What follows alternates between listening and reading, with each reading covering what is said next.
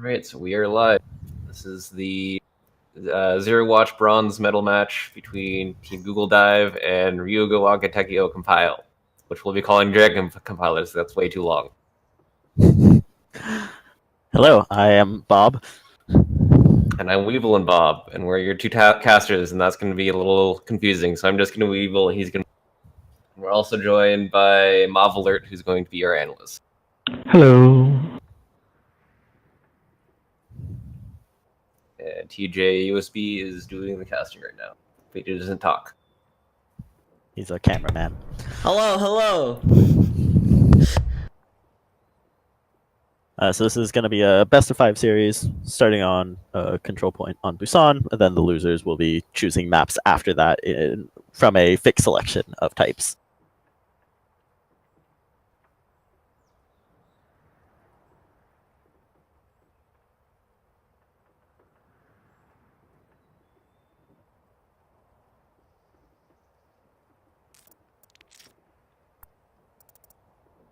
Looks like both teams are ready, so we should be getting into game any second.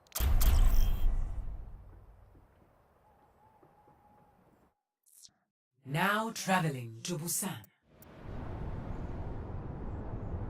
Looks like the first map is going to be Mecha Base. Initiating match.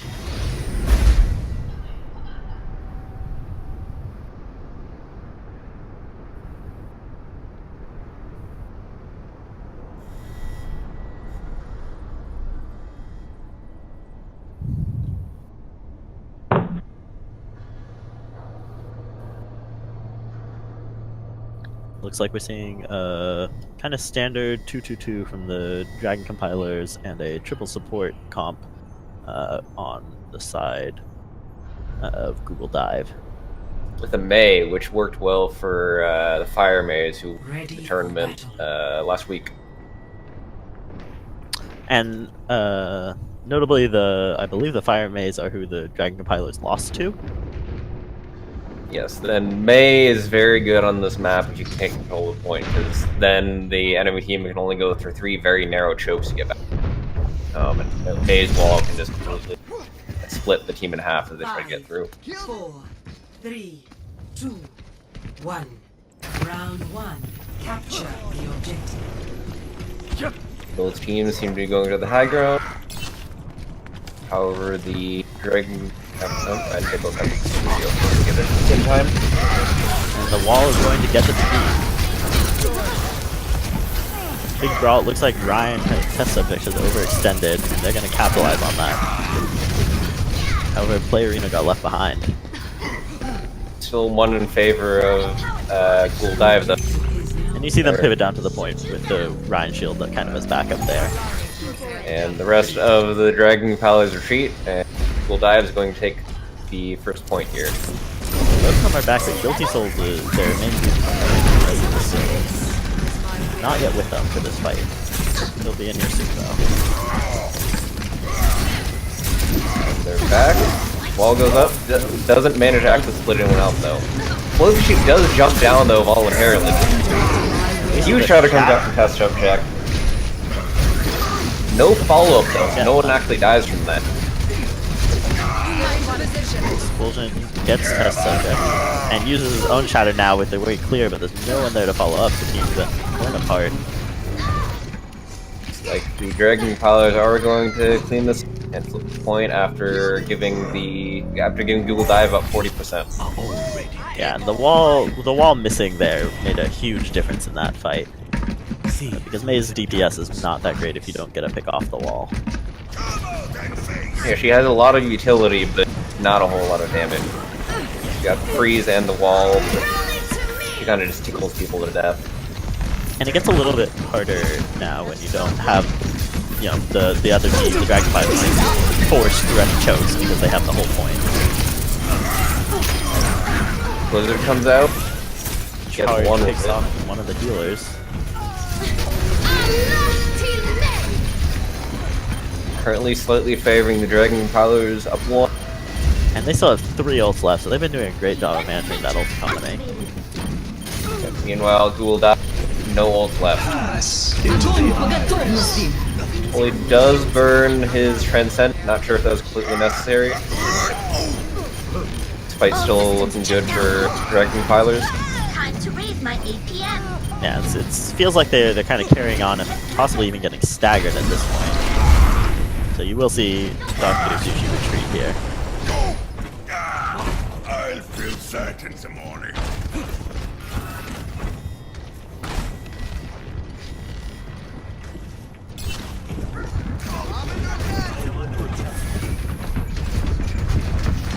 I will try pushing up this top area. Lucio, but they get hammered. Another Shatter tries to come out, but he gets killed before that lands, so that's the wasted ult without Blizzard anything. here, however, does look like he's going to pick up Guilty Souls and Holy as well. That might be enough to flip the point. Now this man ship gets frozen, killed.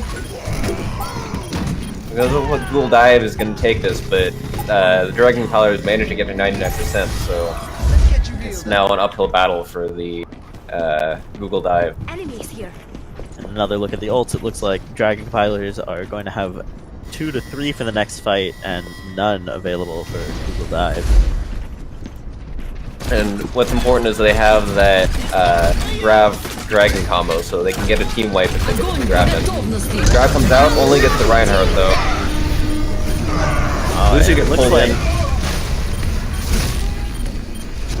That's looks like it's going to be Dragon Compilers taking this fight in the first round here on Busan. Nerf this. Actually, Sushi comes out to try and do a miracle play. Nope, gets no one. However, he did stall long enough that he might allow the rest of the team to get. Still, without really the whole team there, you're going to have a hard time winning the fight. And they do manage to get several picks, but in the end, Dragon Compilers take that map.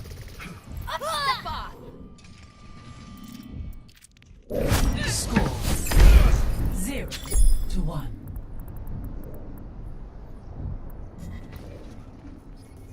Ready for battle. Wow. Looks like our It's an honor next to meet a map member is of going to Shamani. be Sanctuary. Data was an inspiration to me. Looks like Plow Monster will be swapping off Mei onto a Trace, Clarinu onto a Winston, and Expulsion onto a Zen, and Koyeza onto a Mercy. No changes from the Dragon dive here. Oh, Compilers, it looks like they're going to actually have a Pharah instead of the Tracer, though. I do like this because the Dragon Compilers don't have any hit scan, and this map is great for Pharah because there's just so much. Pharah Junkrat. The Junkrat's also nice because the control point is just so small here. The area that you have to stand in really can force you into those Junkrat bombs. Without that Lucio, though, the Dragon Compilers are going to get the point much faster.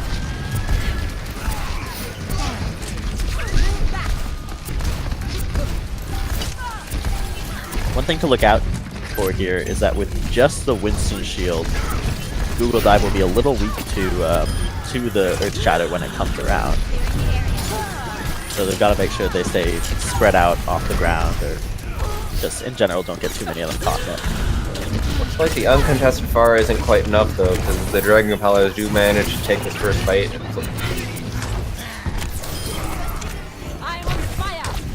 And Guilty Souls is pretty good on Hanzo, so you're not going to see a totally uncontested Pharah still.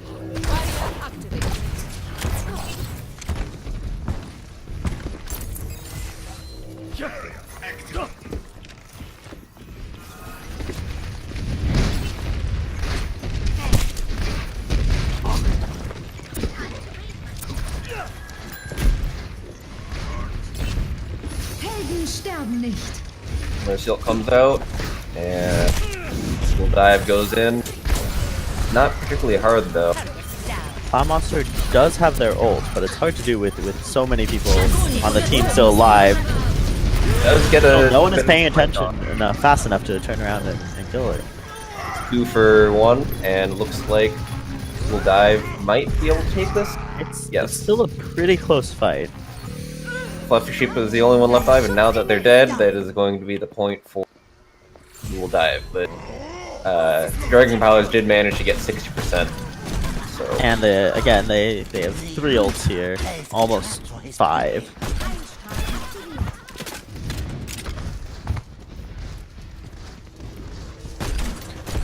Looks like the Dragon Pilots are going to go around the backside.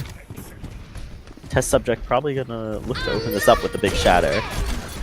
Almost looked like Google Dive didn't know that the Dragon Pilots are going around the side. And you see that they punish the overextended Winston there. And at this point, the fight is a 5v6 until Winston gets back. Winston comes out to try and stall point.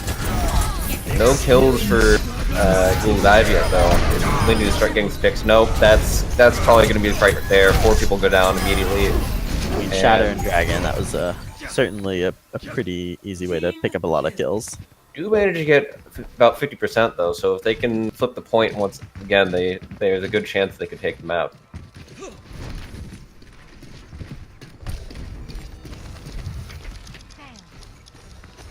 Now it looks like Google Dive is a little bit split here. The Far and Mercy are off on the side, but they wait up for the rest of the team to join them. Dragon Pilots see where they're going, however, and are in position with their Rhine. Defend from the onslaught. Opening ult, Dr. Sushi doesn't get anyone, but does get him off the point.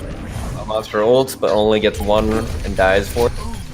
Gets res back up though, so the fight is going in the favor of Google Dive right now. Monsters picks off Guilty Souls, and then the Zen as well. Only test subject and ham sandwich left.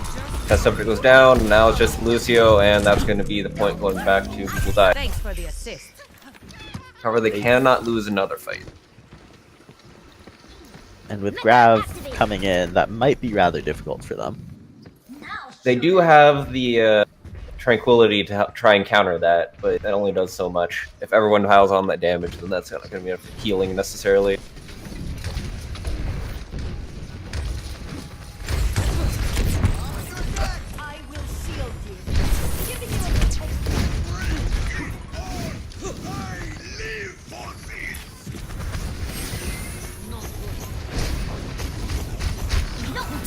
Test subject shield is mostly down, so at this point they've closed off a lot of the distance. Comes out. See the Riptire come out, it gets one. Fluffy Sheep. That's big, because that means they're not going to have the grab to just combo with anything right now. All the ults coming out right now. This is the last fight. Well, Dragon comes out, doesn't get anything though.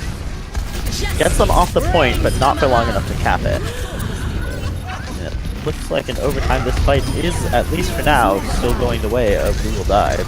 Fluffy Sheep and Dongil is still on point. Fluffy Sheep has come back now. But they used ult stealing from spawn, and it ended up on the roof. Some didn't get any value out of that. A little too high. Looks like Dongil's beat here is really clearing off the point, making it hard for Google Dive to actually get those kills, but they finally do with the Pharah. Now just the soldier and Lucio left to contest. Now just the soldier, and then they're cleared off, and that is going to be that round going to Google Dive. So it's now 1-1. Score 1-1.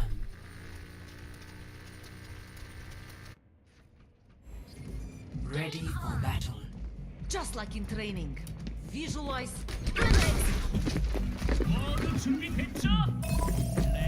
Google Dive continuing to switch up their tank lineup with an Orisa for this map.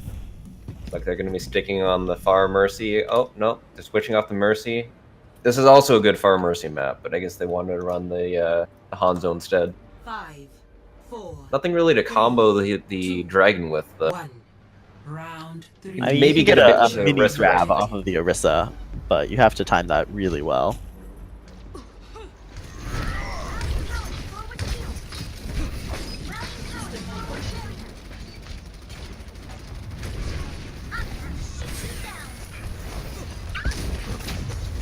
It's like the Dragon Pilots are able to just push them back. This initial fight. And definitely at least a small part of that would be that Orisa's shield has, you know, less than half the health of Ryan's. So you have a little bit less survivability, at least in the beginning of the fight, until you manage to get the cooldown off and pick it up again.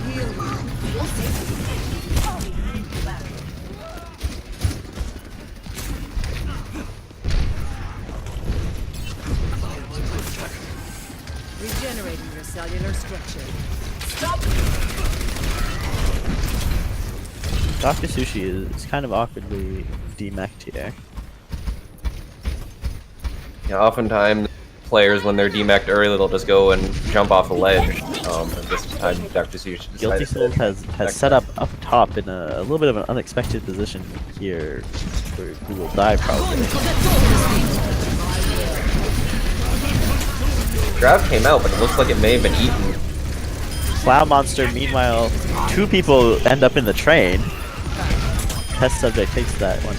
And I completely missed this, but Kaladin switched off the Junkrat onto a Bastion, which is a bit strange on offensive push on King of the Hill. But it worked out. They did manage to flip the point. Yeah, and with 4 ults on the other side, they might not hold it for too long, but we'll see what happens. Dongyil comes a little forward to scope things out, make sure the way over the top is clear. Fully gets picked off by Dr. Sushi. Dragon comes out in response. Doesn't get anything. It does manage to pick up Paladin, actually. In the back. Can't get out of the way in time. And that's kind of the problem with playing a Bastion against Hanzo. You really don't have the mobility, and as a stationary target, you take a lot of damage really quickly. The subject puts up the Earth Shrouder. Manages to get 2 with it. And Dr. Sushi used their bomb as well to no effect.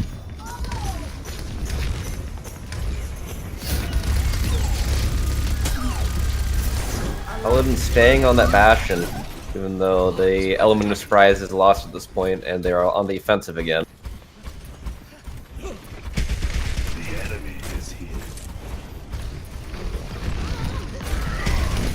Looks like we're gonna try the fight in the main choke here. Pushing a lot of damage, but most of it's just going on to test up its shield. See another dragon from Guilty Souls. Does pick up Kaladin once again. And now Dr. Sushi kind of out of position with the rest of the whole team. And the Dragon Pilots get a team wipe here. This looks...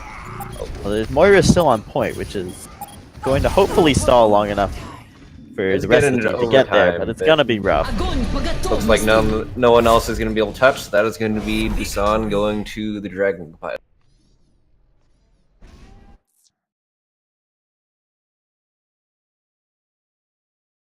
Play of the game.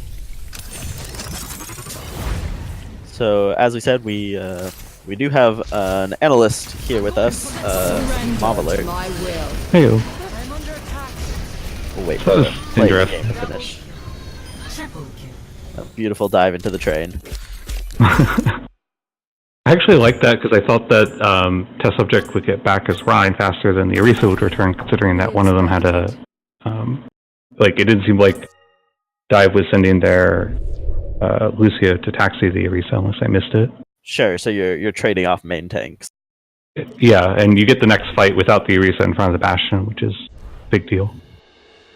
I was actually kind of surprised that they didn't just run Pharah again, because that seemed to work pretty well for them on Sanctuary on the whole. Like, every time that Pharah managed to build Barrage, I think 2 out of 3 times, you got at least 2 people with it.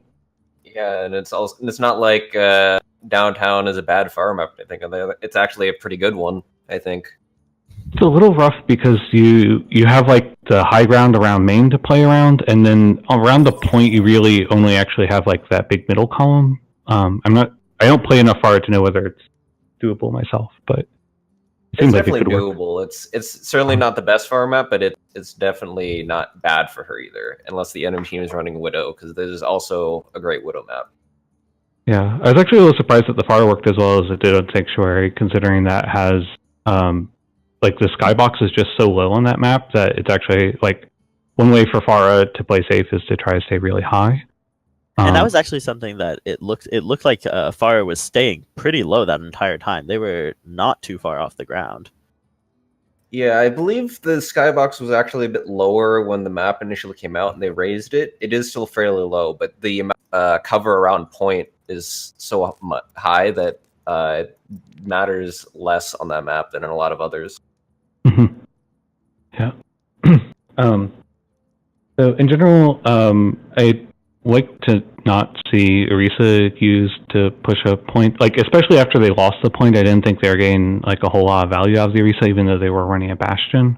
I would prefer to see them be more mobile and be able to take more fights, because they actually didn't have that many goes at the point, even. Just due to the, like, with the Orisa, you can only move like approximately every 8 seconds. And the other thing was Sushi seemed to be off to the side a lot for some reason, and would get caught out on DMEC, which is unfortunate. Like, I don't know if that was a miscommunication or what happened there. But the Diva mech is such a big deal because she puts out so much threat onto, like, both in terms of her own damage as well as, of course, her ability to eat those big ultimates, especially that Dragon Ball combo that we all know and love so much. Okay. It looks like they're taking us to King's Row, which seems... The holiday version. I'm surprised that's the winter version, but I'm also a little surprised because it seemed like they weren't winning the Rhine v. Rhine matchup. On the other hand, maybe Playerino is more comfortable in playing Orisa and Rhine than they are playing Winston. At least it kind of looked that way. So if that's the case, I can see this making sense. Yeah, some of the time you do just have to play the characters that you're better at, even if they're not the ideal ones for the situation. Yep.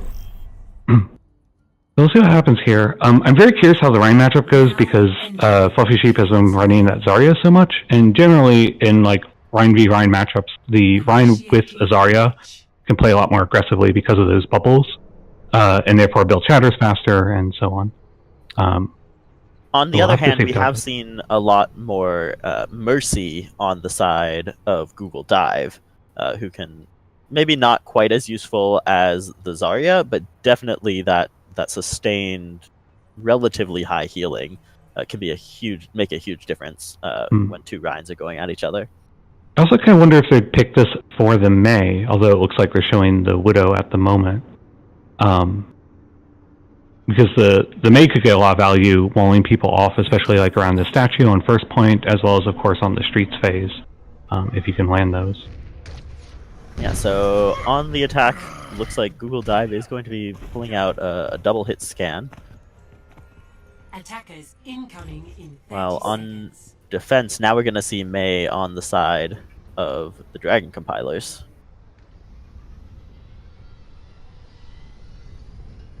It looks like they'll be playing around Hotel, which makes sense with the Mei, because this way you can get the, of course, the wall and then the pin hopefully off of it.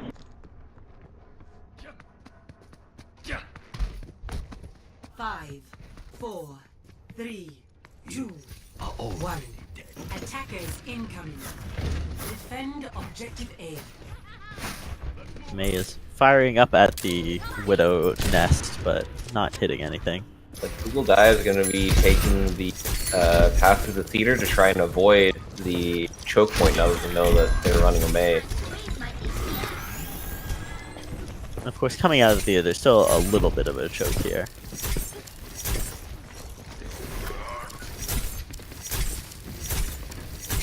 They're waiting to get grouped up, but they're still kind of angling, figuring out which direction they want to poke for. It looks like they're going to go all the way around the back here. Guilty Soul's jumping up to throw in some damage, but doesn't really get much. And now Dive has a little bit of high ground to take some advantage from. After Sushi goes in deep after the auto gets slept. And it's worth noting that Kaladin did switch over to Junkrat, so we're now on Junk Soldier. And Tyre comes out, tries to get Mei, but she ice blocks, but it looks like the Google Dive isn't going to be able to take the fight despite that. I know, at least from personal experience, I do feel like that of all the points in the game, this is one of the ones that gets taken in a single fight more often than a lot of others. So that was definitely fast, but not completely unusual. The Slave comes out. No swap on the inside. Looks like Flush Ship picks off Playerino. See if they use And it's a nice pick, but doesn't make too much of a difference at this point because A, Playarina's on Soldier, it can run back in, and also we're not that far from spawn, having just made the cap. The dragon is sent right through the building. Does pick manage off to pick up Ana. Powder comes out, only gets Guilty Souls, but they follow up charge gets it, then dies in response. The wall plus the grab there is going to be huge. Easily picks up Dr. Sushi and Kaladin Expulsion. A lot of ults used there, though. That's true. They managed to hold it, but they used 4 ults in that fight. Unless totally just switch on Ana, I'm actually not sure. At least 3.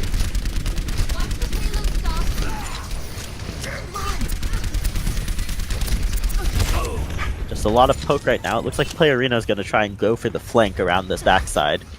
That subject is trying to be a bit They come in and they see the test. They see test subject. Just apply some pressure. Power Test comes up, subject gets Shatter blocked. picks up none thanks to Cloud Monster Shield. Wall blocks off the Nano Ryan. And Bomb. Playarino as well. Playarino's all over. Huge bomb. He picks up 5.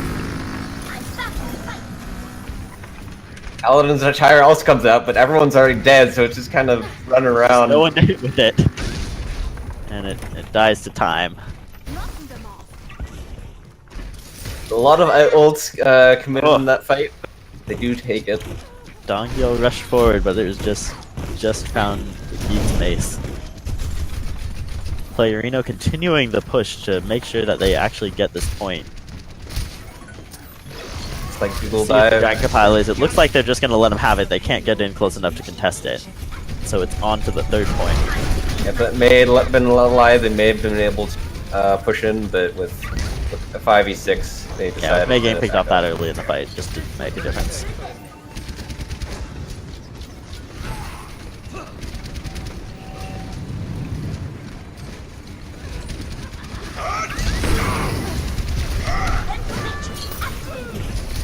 Monster gets 1 with his shatter, and then also gets the Brig. She gets demech though. Kaladin managed to take off an out-of-place test subject. This fight looks to be going in the favor of Google Dive, but with how close it spawns, Dragon Powers are going to get another. And Sandwich stalls with their ult. Gets trapped and killed immediately after them. Calvin's tower gets 1. We do see a Nano Ryan contesting point here. But he's chasing after Dr. Sushi. Builds Shatter up the comes out ult. a lot, Builds up but 3, but doesn't actually get any kills. no follow-up.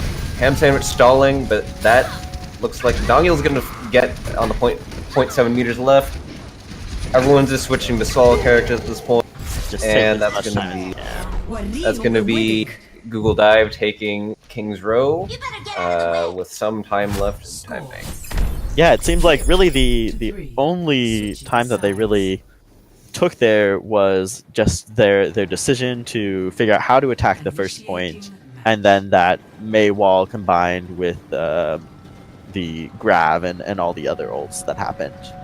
Yeah, there were a few points where the Dragon Pilots were able to take fights, but they never really stopped the payload. So 3 minutes is a great time to have left on King's Row. You have to imagine that they're feeling probably pretty confident going into this defensive round.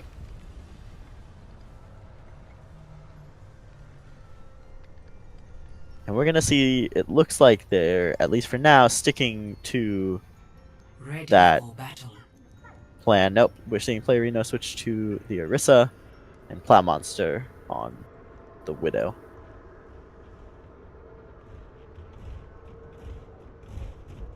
Attackers incoming in 30 seconds. It's really nice to see the flexibility of some of these players. You know, we've been seeing Playarino on both tank and DPS, and just seeing the mix-up like that is pretty cool.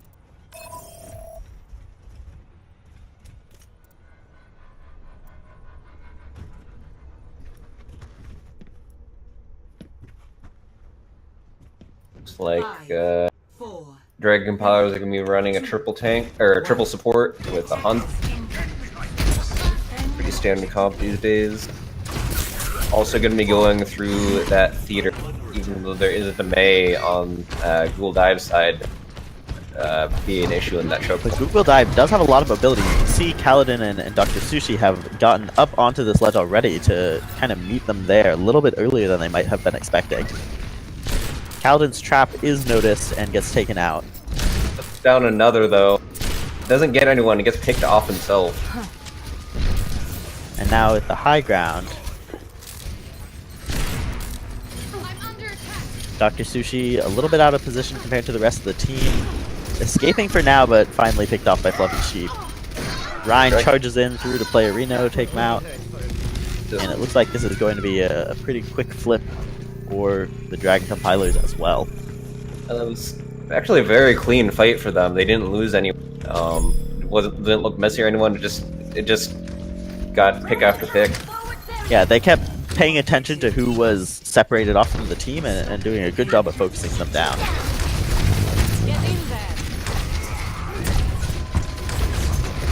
So both teams now able to pick up the first point relatively painlessly.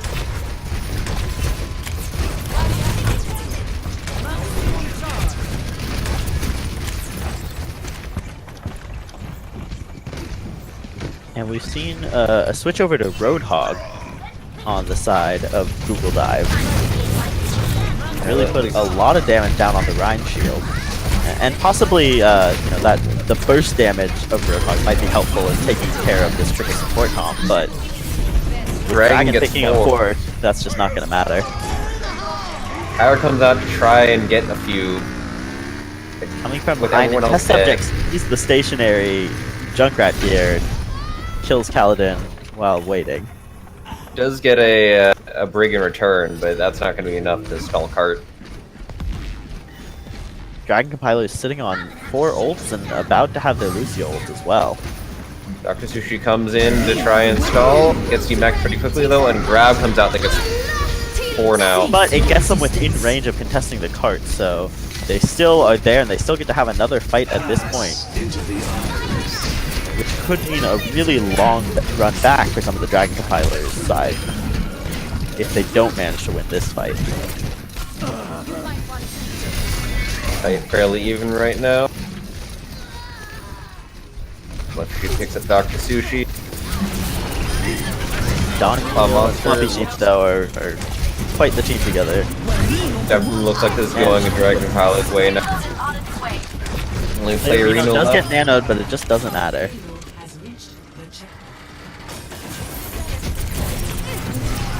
Ult economy is looking a little closer to even now.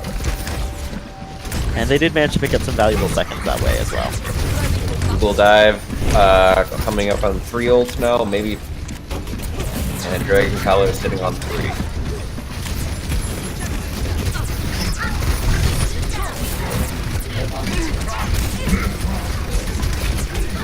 Claw Monster uses the whole hog, doesn't get anything for it though. Fluffy uses Grab and gets 4 in the back. Although the Dragon, only 2 of them end up dying, but that's good value out of that.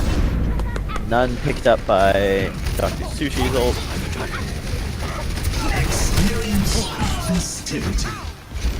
But it is enough at least to keep the point stalled for now.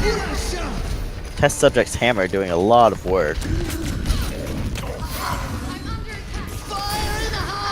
Pyre comes out. Gets picked off though, and no one's there to stop cart. 3 minutes and 54 seconds, an even better time for the Dragon Compilers. Score 3-3. Switching sides.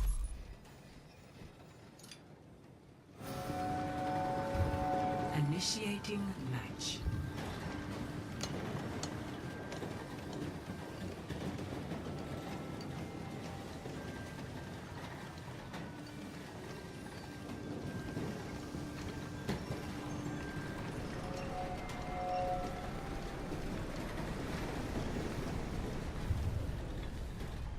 Looks like the Dragon Compilers are going to be keeping the same comp, the triple support.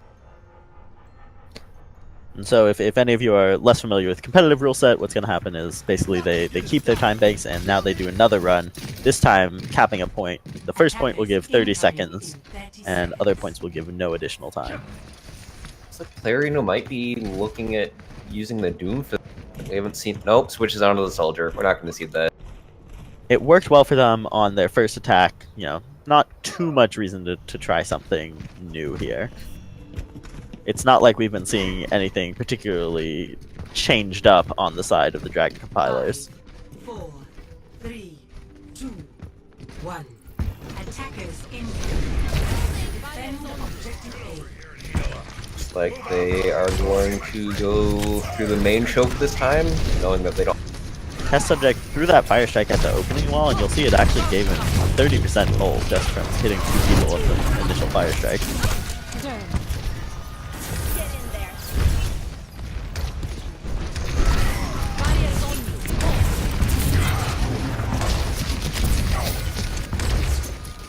Almost They pushing just in on that Ryan. steadily push behind the Rhine shield, and it looks like they're taking ground.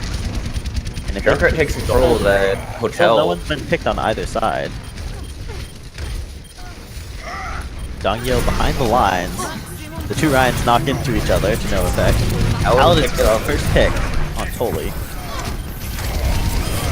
Picked off himself though. Does get Dongil with his passive though. That means that's 2 of the supports down. 3, they're all down, so until Toli gets back in, there are no supports. Only Fluffy Sheep left. And they're That down now. will be enough to flip it.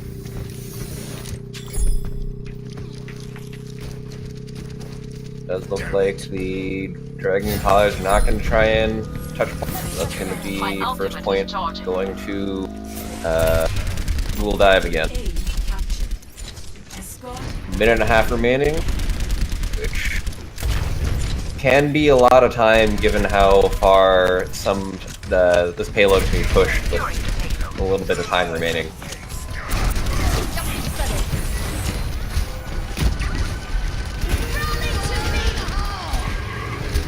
His tire comes out. Does get the Ryan. Clown Monster shatters, hits 2 with the shatter, but doesn't have any follow-up again. Guilty Souls picks off Expulsion. Guilty Souls Fires off dragging this him dragon. down. Doesn't pick up anything immediately though. They're able Does to get dodge some it, but blow, they though. do control the cart. I've got you in my sights. Irina's visor comes out. Ham Counter. Sandwich kind of counters it. Lucio comes out to counter that.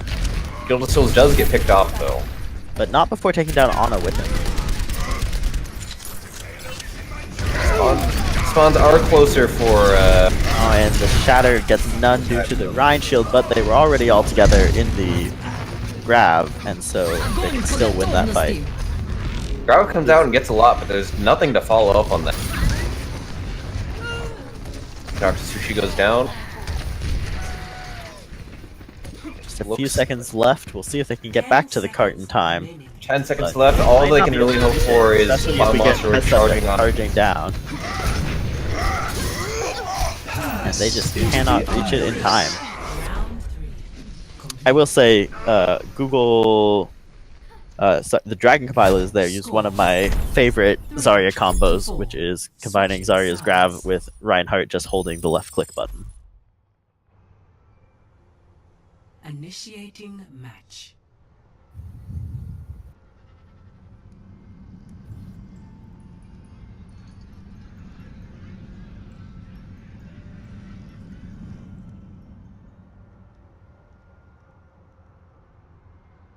Dragon Compiler is still sticking on that triple support.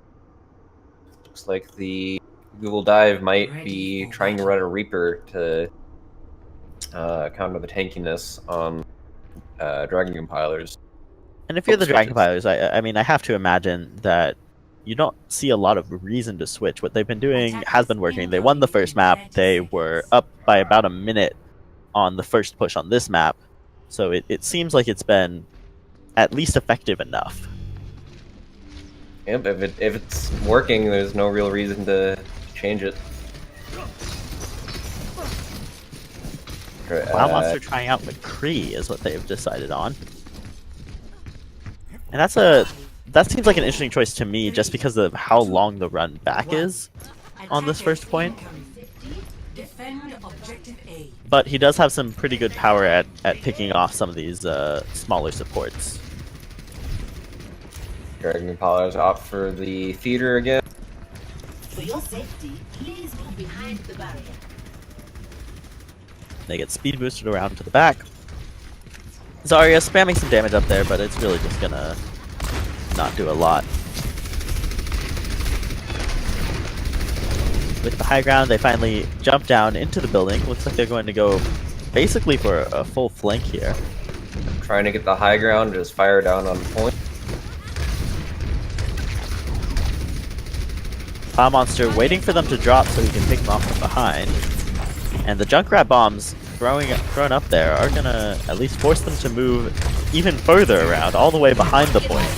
Guilty Souls firing across.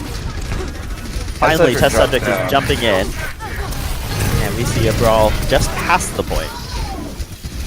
Huge Nana nade there, though, is gonna make it so that they have at least a chance. Currently Test even. Subject comes back to point but gets picked off. And it looks like, at least for now, Google Dive is going to hold this point.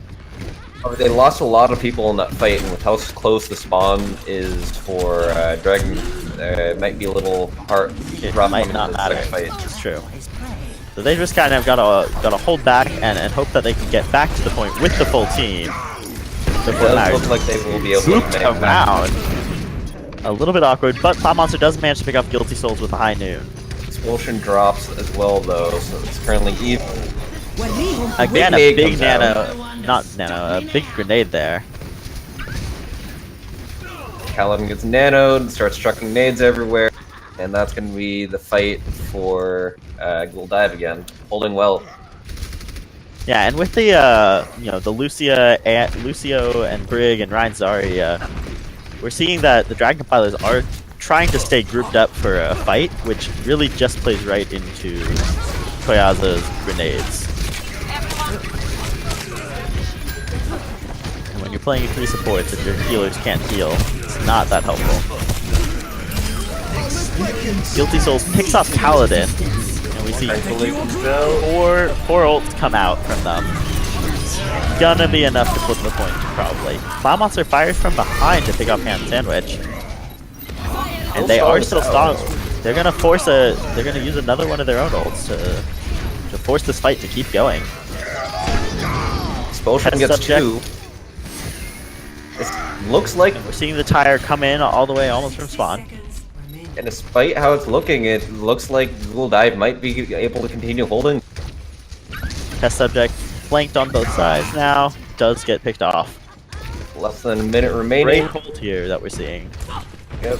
If the Dragon Pilots probably have about one good push left, maybe a second hasty push after that, But if they do manage to cap the point, it's worth remembering that Google Dive didn't get all that far with their push, and so it's definitely still possible for the Dragon Pilots to take this.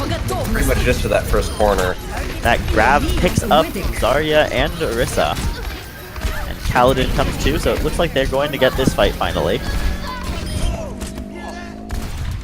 They've also switched over to the Pharah from Guilty Souls.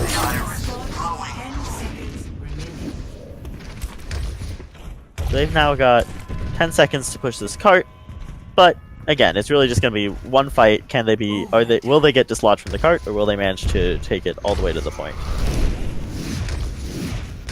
And you can see Playerino kind of prepping to contest just at the last minute, hopefully. They really want to make sure they've got the whole team there for this fight. But with Guilty Souls up in the sky, just raining down on them, it's going to be taking difficult. 3 damage, not able to get that shield by the cart. Wow, yeah, Playerino shield being that far back is a big deal. Zero goes down. Shatter comes out, doesn't get anything though. Tire comes out, gets 1. Holy's ult there was really useful though, but and Guilty Souls picking off 2, that might just be enough to win for them. Expulsion's the last one on the cart, goes a little way. Lucy ult from Ham Sandwich will seal the deal. Victory. A very close map. But again, Dragon Compilers now lead the series 2-0. Play of the game. Is the game going to a rightfully deserved 4 kill with the Diva Bomb? 5? I believe it was 5. Quintuple kill.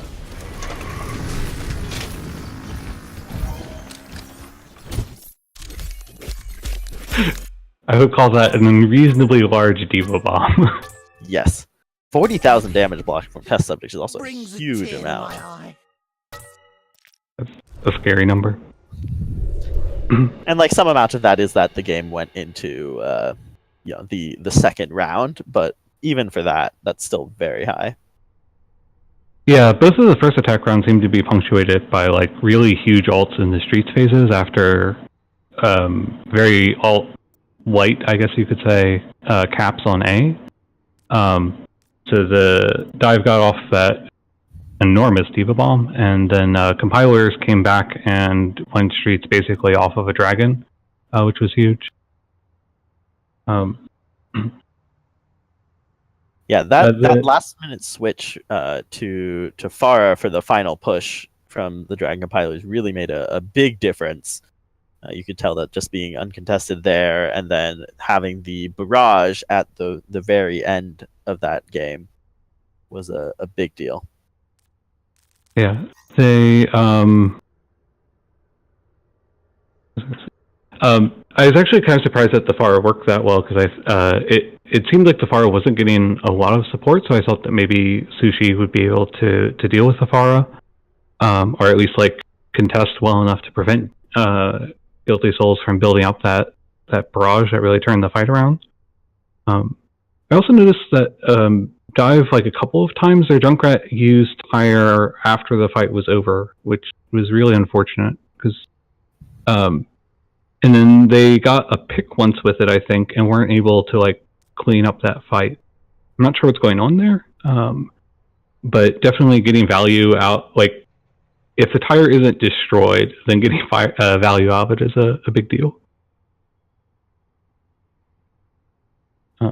So I was also a little surprised that the May didn't get more value for compilers. I'm happy that they switched off of it because it didn't seem to be working that well. I'm not sure if that was like mistimings on the walls or Dive playing really well around the cooldown. So it looks like it's going to be 2CP next round. What do you think Google Dive has to take this map off of the Dragon Compilers? I'd really like them to look for value from comboing ultimates and opening picks. Like, it seems like one thing is that their composition doesn't have as many natural combos, like that Graviton Surge just gives you so much to work with. But maybe they could use like Sushi's Bomb in conjunction with an Earth Shatter, or even just to open up space and then push into the team that's like, running for cover and pick off someone who ran for cover. And kind of related to that is in the fights where they are getting opening picks but still losing them, it feels like they're really lacking focus fire or something. They had that they even had that big grab, and I was really scared for compilers there because they still had the Junkrat up, and if the Junkrat threw in the Conch Mine and comboed that with some nades, then some squishies should have died, I thought. But nothing did.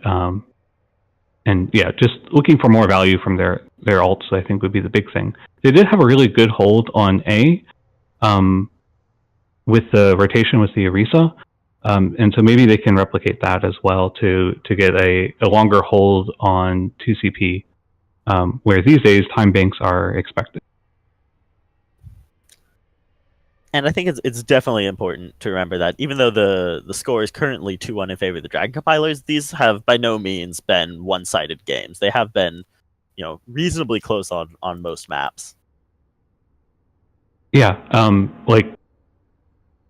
really felt that Dive had one King's Row at the end there, and things just kind of fell apart on the end, or I guess Guilty Souls really had that huge barrage that opened things up. Yeah, that's what I was thinking as well. That barrage, it definitely looked like things were going against them until that came out. Yeah. Along the lines of like setting up ults, one of the all plays I noticed that went wrong for Dive was they used Hack Visor, I know, on one of their attacks. And unfortunately, Soldier was like off in the alleyway off to the side where he didn't have much line of sight.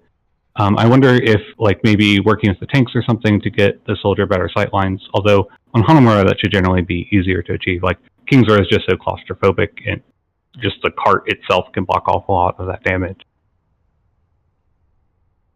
Yeah, I think that's kind of a key skill, is knowing how to pivot around the cart and use it not just as the objective, but also as cover in any given fight. I'm also curious to see if compilers can, like they had what I thought was a good attempt at snowballing a fight just based on respawn advantage. I'm wondering if they'll do that successfully on Hanamura A, or if it will fail again for whatever went wrong last time. That's true, because that is how they managed to even just cap the first point on that second run through of King's Row, which it looked like they weren't going to get. They lost a fight, but they didn't lose it so badly that it mattered. They, even picking off 3 people in the fight was enough that by the time the second fight came around, they had the numbers advantage. Yeah. And this map has an incredibly long run. Yeah, I'm interested in seeing whether we'll see more Junkrat or May here, because the choke on first point especially, as well as actually second point, because you pretty much have to go top right. These choke points are just so oppressive and so hard to push through that I could see a lot of time being burned off the clock with those. Does look like Google Dive might be looking to run goats here, which is a bit, I can say a bit odd, because as Mav pointed out, their focus doesn't seem to be quite on point tonight, and with goats to be effective you really need to have everyone focus on one target when you go in together. I'm sorry, otherwise Goats turns into just a giant ultimate battery for the other team to abuse. But let's see if they can pull off their combos and focus down targets here.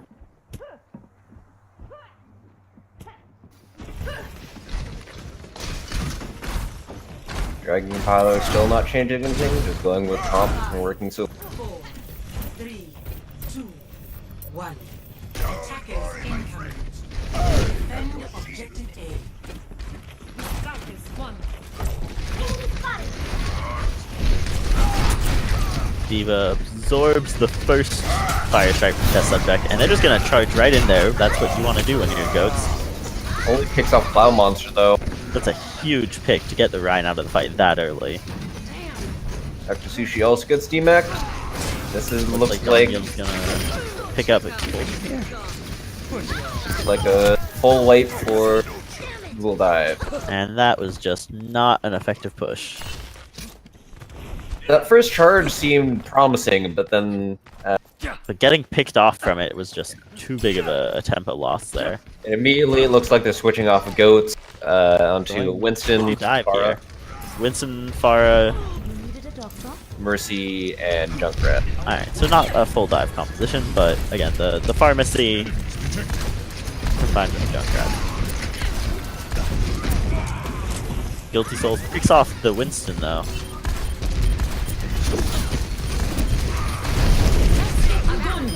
DMAC again, grab him out. But right into the grab with the dragon. And that's just gotta feel real bad to be resurrected into something like that. Clearing the area. So excited to get back in the fight, and then it's just out. Monster's still alive and dueling Guilty Souls right here. Does pick him. This could be big for them. That if could they really push swing right this now. fight. Not having their primary DPS, their only DPS character. And you'll see they charge into the point, open up with a Plow Monster ult, takes out 3. That's going to be the point right there. How Yeah, far Dong they- Yil's gonna stall it a little bit, but not any amount of time of note. And you see Dr. Sushi starting to push forward already to the next point. New defense point. Has arrived. Objective B.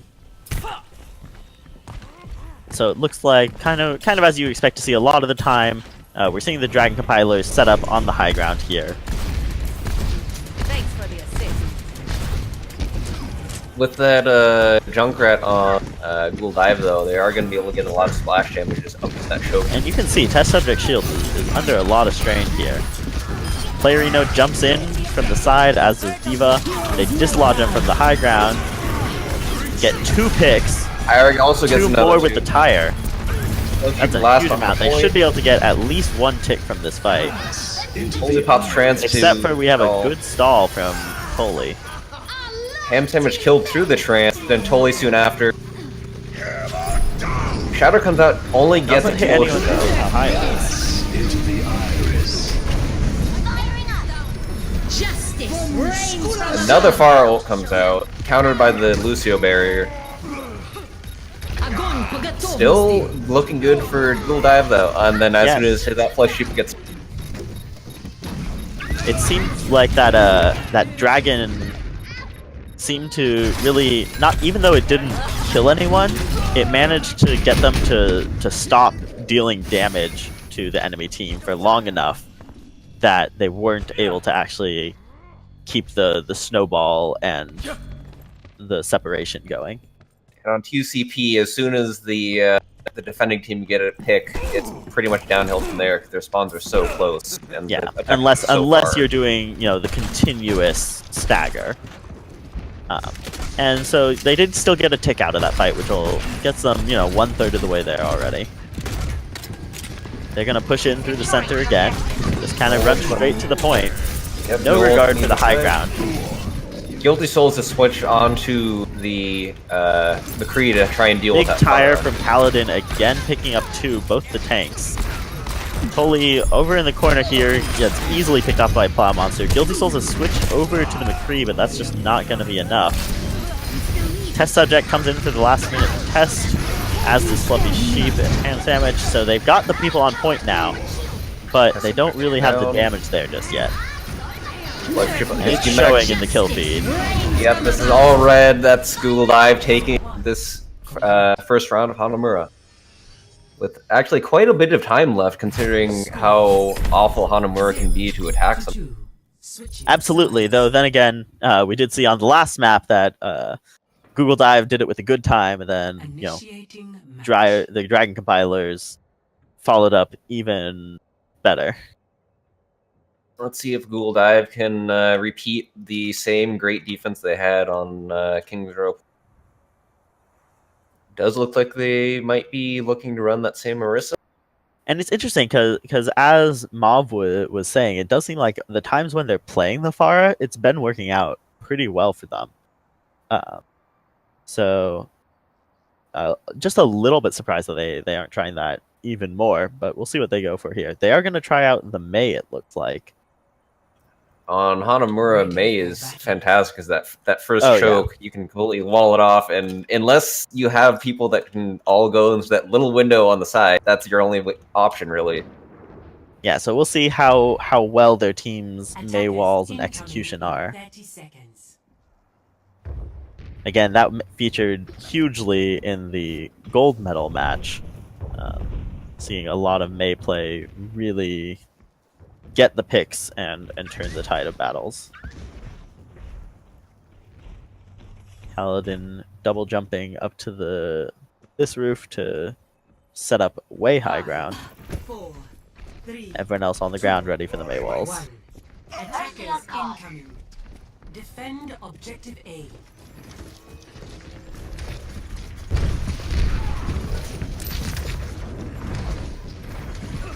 Holy already quite low. Plow Monster just waiting for that wall, standing still. Careful not The to let it first get into baited. blue through there, and there it Wall is. out, walls off two. but Incomplete wall. Doesn't manage Hanzo's to get it off, and in fact they get picked off instead. Test subject booped up to the high ground here on the charge. Just gonna pivot around, drop down to the point. Hyder comes out, gets Brig, but I don't think that's gonna be Well, enough. Expulsion and Mercy are still there on the point, just not close enough. That does come out, dies for it, but Well, Mercy got the res off before dying, which means that Expulsion can keep trying to hold the point, but again, the increased damage from having 4 or 5 team members there compared to just 1 or 2 makes a huge difference. Objective B. Pile Monster swapped off that mate back onto the far. Guilty Soul shoots in an arrow to kind of see where the enemy team is at. Notices that both their Ryan and D.Va are still down low. But by the time they've actually pushed up there, now they're ready again. Dragon Compilers is holding here at the top, now pushing in. They're using the Lucio speed boost to kind of try and pivot farther around. Fluffy Sheep picks off Pharah. Does get rezzed immediately though. That's not enough. The Pharah is real important here. Big Jump grab down comes with the out. shadow, but it gets countered by grab. Lots of damage from the Dragon Pilots here. Now only the supports left, now only the Mercy. And this is one of those awkward moments where now Google Dive has to figure out how to stop being staggered and actually get a real team fight. Test subject blows the shatter on the low ground where it can't actually reach the higher characters. And it looks like that might be enough to at least get a real fight here, even if it's not flipping yet. Fluffy Sheep is continuing to get those high energy kills. Monster onto the Tracer to try and stall.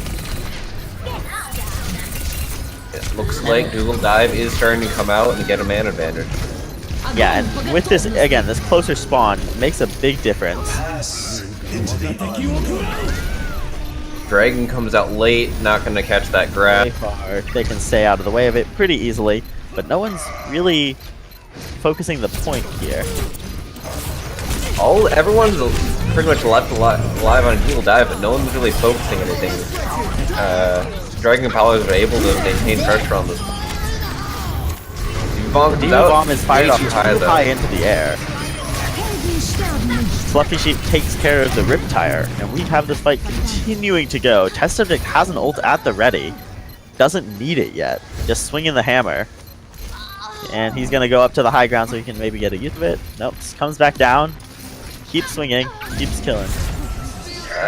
Flip it. Dragon Compilers taking Hanamura even faster.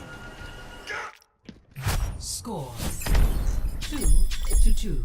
Switching sides. It really looked like Google Dive was managed to stabilize at some point, but then they just didn't have any focus in order to clean up the rest of Dragon Compilers, and so they were able to come back and take the point off that. Yeah, it seemed like they were, at least to me, it looked like they were kind of getting distracted by Fluffy Sheep and some of the people who were playing around the perimeter of the point.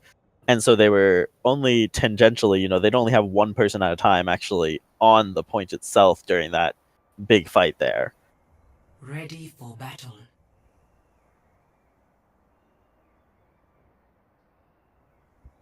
They're going to the Google Dive is going to start off immediately with the Pharah. Seems to be working best for them so far. Guilty Soul's on Ashe, actually. That's the first time we've seen that in this tournament so far.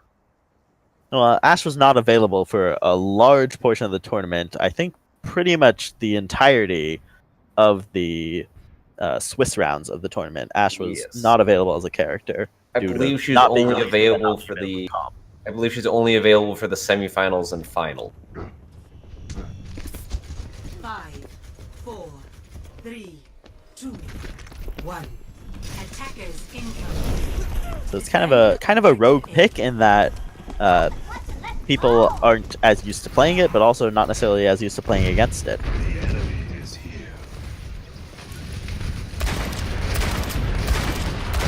Pile Monster goes in deep, loses Mercy, and dies for it.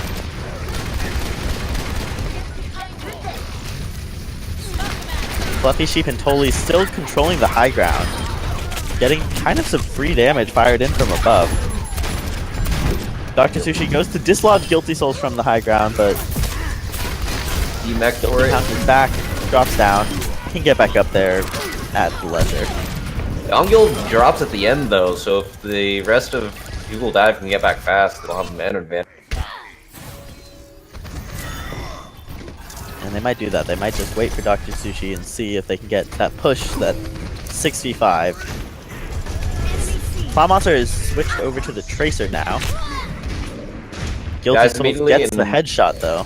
Yep, that headshot is gonna instantly kill a Tracer. They are going to go for the res.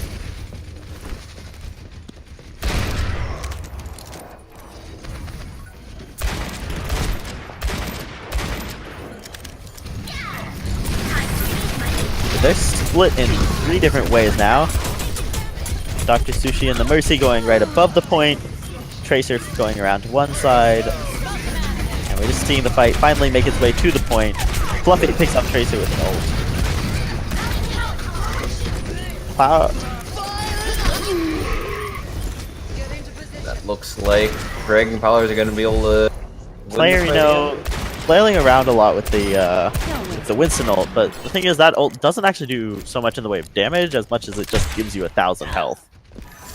Yeah, it's about the health and the ability to knock people around and just be annoying and maybe get some environmental. So using it in that corner there just didn't make a huge difference in the fight.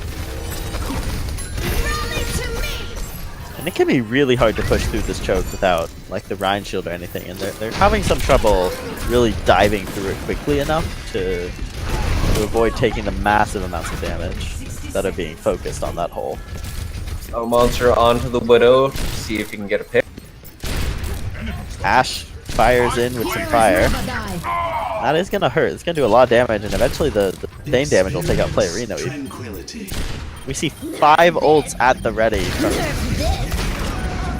Dragon Bomb gets Kaladin. Bob comes out. All those ults are really gonna clean up. 30 seconds left. There's probably time for one more push, but they might have to push ahead even just to get anyone on the point in time. And they're going to have an ult disadvantage coming into this with nothing up to the 2 on Dragon. 12 seconds to go. I wouldn't be surprised to see Playerino jump in towards the point. They go. Guilty Souls has been picked off by Plow Monster, and that could be enough to help win this fight. Playerino taken out though. Tranquility comes out for the Dragon Powers, keeping everyone alive. Tire comes out where that ult advantage really matters. Does kill Dongyil with the tire. Expulsion, DMX, Fluffy Sheep. Only DMX Dr. Sushi, but it looks like is going to flip the fight, and it looks like they're going to get the first point. Now they're only going to get 30 seconds added from this, so really all they can do is run at the next point, hope to get at least 1 tick. You can see Playerino already charging ahead. A little aggressive there because they don't really want to get picked, and 30 seconds is enough time to actually make the run to the point. But pretty much just about that. We're seeing a Moira now from Ham Sandwich. Bomb comes out but gets stuck on the doorway and doesn't get through. Does not get anyone. They do still have the high ground, and so Plow Monster is kind of doing the crossfire, but Fluffy Sheep is going to trace him down. Playerino just sitting on point and no one dropping down yet. Now they can before they get a tick and dies for it. Also worth noting that Fluffy Sheep we're seeing on the Demon now. It's Zarya that they've played so much. They're really close to a tick, but just not close enough. And looks like up until that first tick, nothing matters. Yep. It all counts. Anywhere from 0 to 33% all counts the same. And Google Dive is unable to take ticks, so they will end Hanamura with 4 points and no ticks on point 2. And with only 30 seconds, that's not horribly surprising, but it is, annoying for them. It means that now they're going to have to do a full hold on the first point. Yeah, in order to win, they need to hold 4.5 minutes, which can be a bit difficult. But even if they do lose that, they can still hope for a draw. Correct, and so they'll get the draw if the Dragon compilers only manage to take somewhere less than that first tick on the second point. In which case, we will continue going with the series.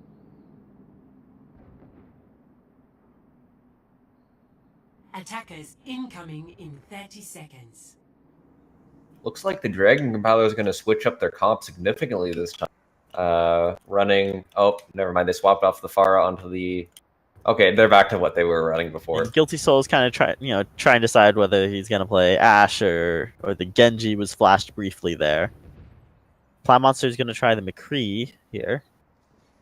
5, 4, 3, 2, 1. The Soul's back onto that Hanzo, so back to their original They comp. kinda That's standard. Triple Sport, Hanzo is DPS. It's been working, might as well keep it up.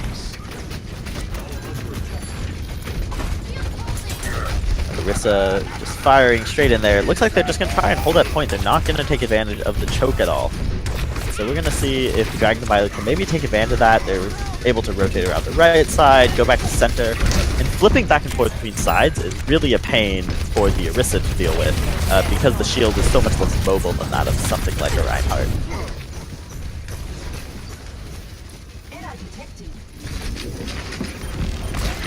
So they decide they are going to come in from the side.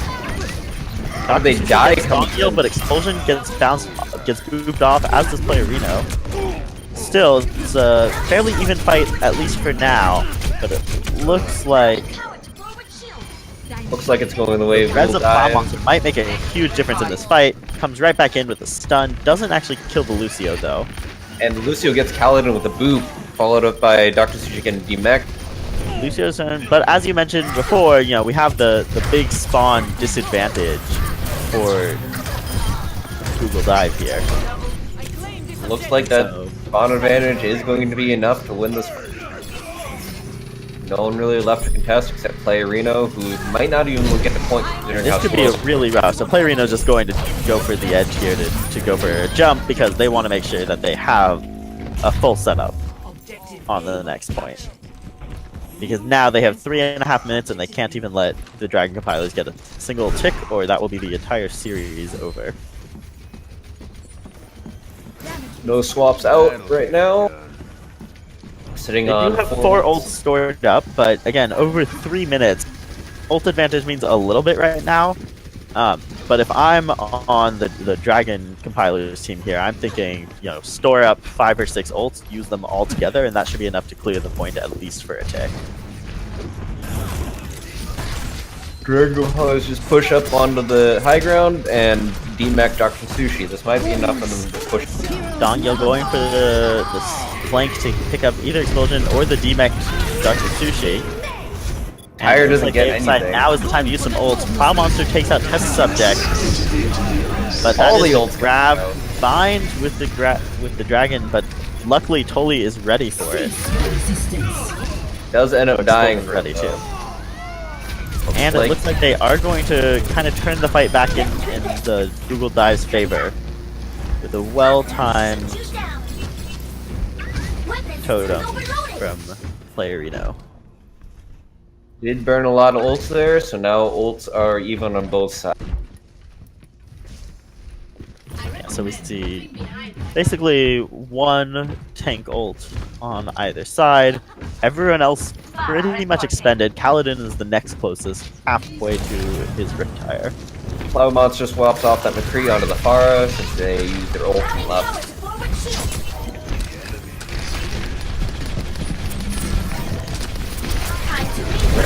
We also have a hog now from Fluffy Sheep. Having Bomb spent completely missed, but somehow gets ham sandwich all the way in the back. Having spent grab, Fluffy Sheep is now going to go ahead and try and get some hooks in. It's not really working out yet, though. Kaladin picks off Guilty Souls, Totally goes down as well. This fight is solidly in favor of Google Dive. Now only a little bit more than a minute left. Slight ult advantage for Google Dive. So they got ult advantage, spawn advantage. The only thing that they need to do is hold for a minute. Orisa throws the shields up high to help the window people do a little bit of extra poke damage. Everyone pivots up to the top. And Google Dive's top here is fairly flexible in where they can move around to, so they can start on this slightly lower ledge, then come up behind when the Dragon Compilers try and go through the top. Dongyo on point, as is Guilty Souls, but they just get picked off. Guilty Souls did make the switch to Ashe. Doesn't seem to have made a difference here. Test Subject gets the charge on, but when you're being killed by both Zen and Mercy, the charge doesn't do too much. Only burns Tranquility, keeps everyone alive. Explosion And then the they same. get a counter Tranquility and the Barrage, and that looks like it's going to be good enough to tie this map up. So we have a draw. Series is 2-0-1 in favor of the Dragon Compilers. because the last people to lose a match were Google Dive, they are going to be the ones to get to choose the next map again. Justice reigns from above. Here's the ult from Google Dive that allowed them to take the first point.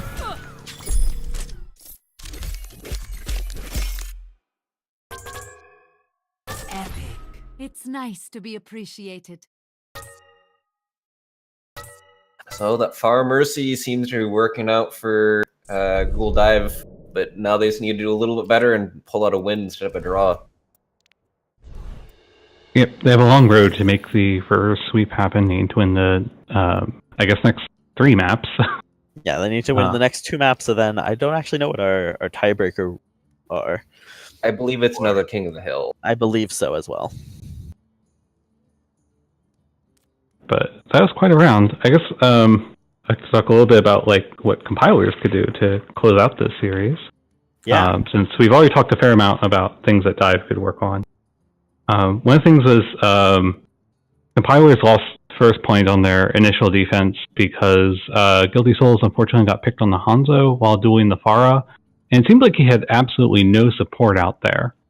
And then that combined with the barrage, where Dive was able to snowball that first point and go to the second.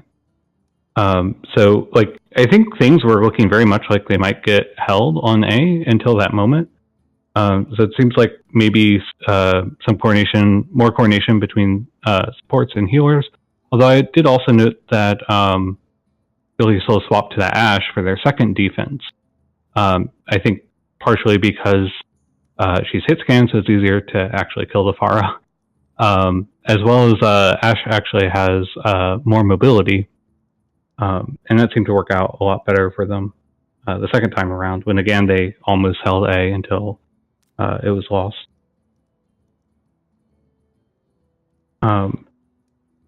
They had like a couple of, when they capped A on the extra rounds, when compilers capped A on the extra rounds, I really thought that they'd be able to snowball second point. But unfortunately that fight didn't work out well for them. I think they took too long to decide which approach to take. And by the time that they got up Grav Dragon, the trance and response was already ready, and that combined with the Deadeye picking off the Rhine meant no Rhine swinging into the Grav. So the damage of the Dragon was completely negated by the trance. Compilers have also seemed to have a lot of trouble with layering their support alts. This isn't the first time that they've both used beat and trance at the same time. And that's what made it really easy to get into barrage after both of those support alts ended. I think that combined with just generally like deciding when to reset, because they had like 3 fights on second, which for 3 minutes is a good number. But like after they lost their Lucio on the second fight due to the bomb, which felt a little random, but like they hesitated in retreating, and so they got more. Dive was able to get more staggers out, which was well played by them to go and clean this up. I think Guilty Souls specifically got called out, but you know it could have been anyone. Especially having the Lucio pick means that you don't have that speed to help you back up. Cool. So for our next game, we're going to go ahead and head to Watchpoint Gibraltar. I'm actually really interested to see how this goes, because Dive, they did finally show a Widow on Hanamura on one of their attacks. Plow Monster swapped to Widow. They showed it a little bit on King's Row as well. Oh, right, that's right. But there, I think, is only for the defense of A, which makes sense, and they lost it rather quickly, unfortunately, so we didn't get to see a lot of it. But, of course, Gibraltar is like Sniper Central, so it'll be interesting to see what both teams decide to run. Presumably, Guilty Souls will be playing more Ashe or Hanzo. I don't know if they actually have a Widow on their team to go double Sniper. Or maybe they'll decide to try to just pressure the point with Goats. Although I think it was Dive who showed us Goats on Hanamura on their attack. But that can work as well in this meta, although Gibraltar is a less favorable map for Goats, of course, because of all the high ground that surrounds the area that they need to push the payload through.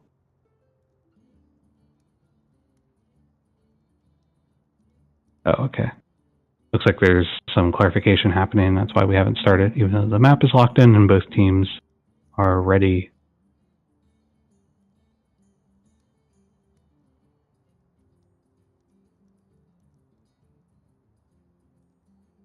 I'm curious what Fluffy Sheep will play here, because they've been playing a lot of Zarya and then swapping to Roadhog when there isn't time to build a Grav, it seems. And unless you're running Goats, this really isn't a Zarya map or a Roadhog map, although Roadhog, of course, with its pick potential, seems more workable if you can like flank around some of those crates, or like the stairwell sometimes on A sneaky hog can hook someone and kill them immediately. I believe he was on Diva for a bit, so they might be playing that if they aren't on Roadhog. Roadhog or Zarya.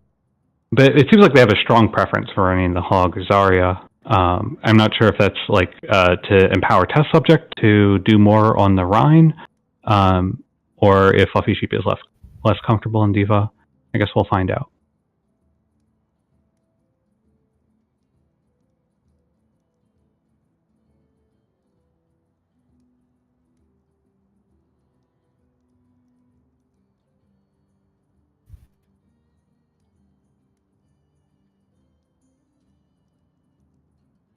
I'm also curious whether we'll see additional rounds on this map. We've seen additional rounds on the last two, where they're not rare, but maybe a little uncommon, especially on King's Row. Hanamura 2CP snowballs a lot of the time, so extra rounds are not super surprising there. But Gibraltar, usually we don't see second pushes. I'm curious if either team will be able to finish out the map.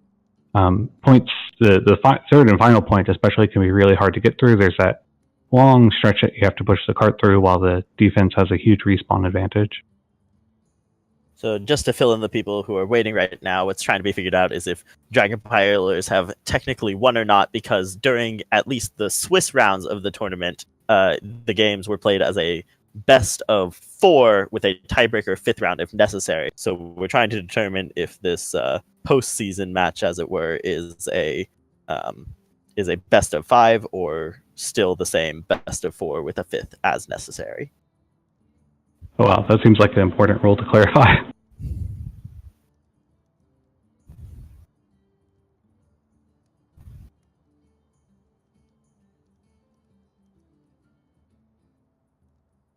We might also see more Pharah here, either from Guilty Souls or Plow Monster.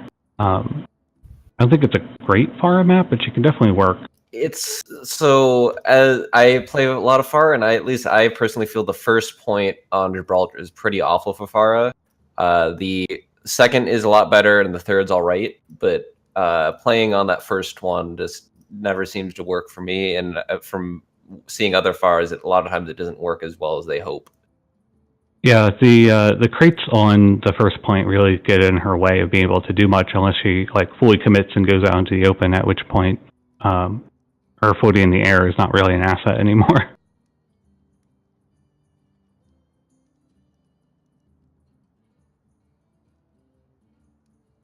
See, we have some interesting proposals for what to do in the case of a draw. Classic of on a paintball and Lucio ball. I think on a paintball would be more exciting, frankly. Lucio ball, if the teams aren't really into it, can be a bit of a snooze as the ball just bounces everywhere. It's like they're ready to go, finally.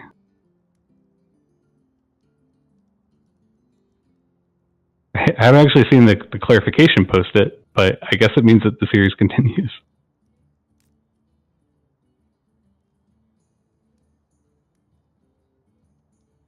Also, I managed to misread Sushi's message as I would like to throw rather than I would like to know.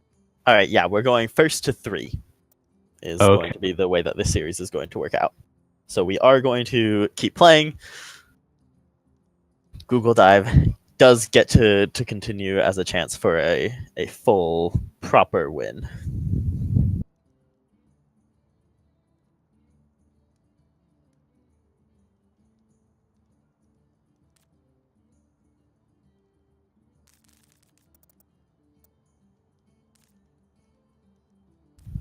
And with that, we're going to do a double check that both teams are ready and begin the game. Arriving at Looks like Google Dive has opted to be on offense first.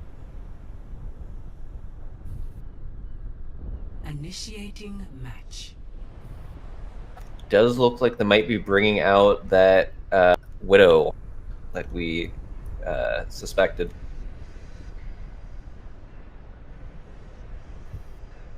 And that's the thing is, if you're the ones choosing a map, you're doing so because you have a plan or feel like it's going to give you some advantage with a character, perhaps one in this case that the other team hasn't yet seen.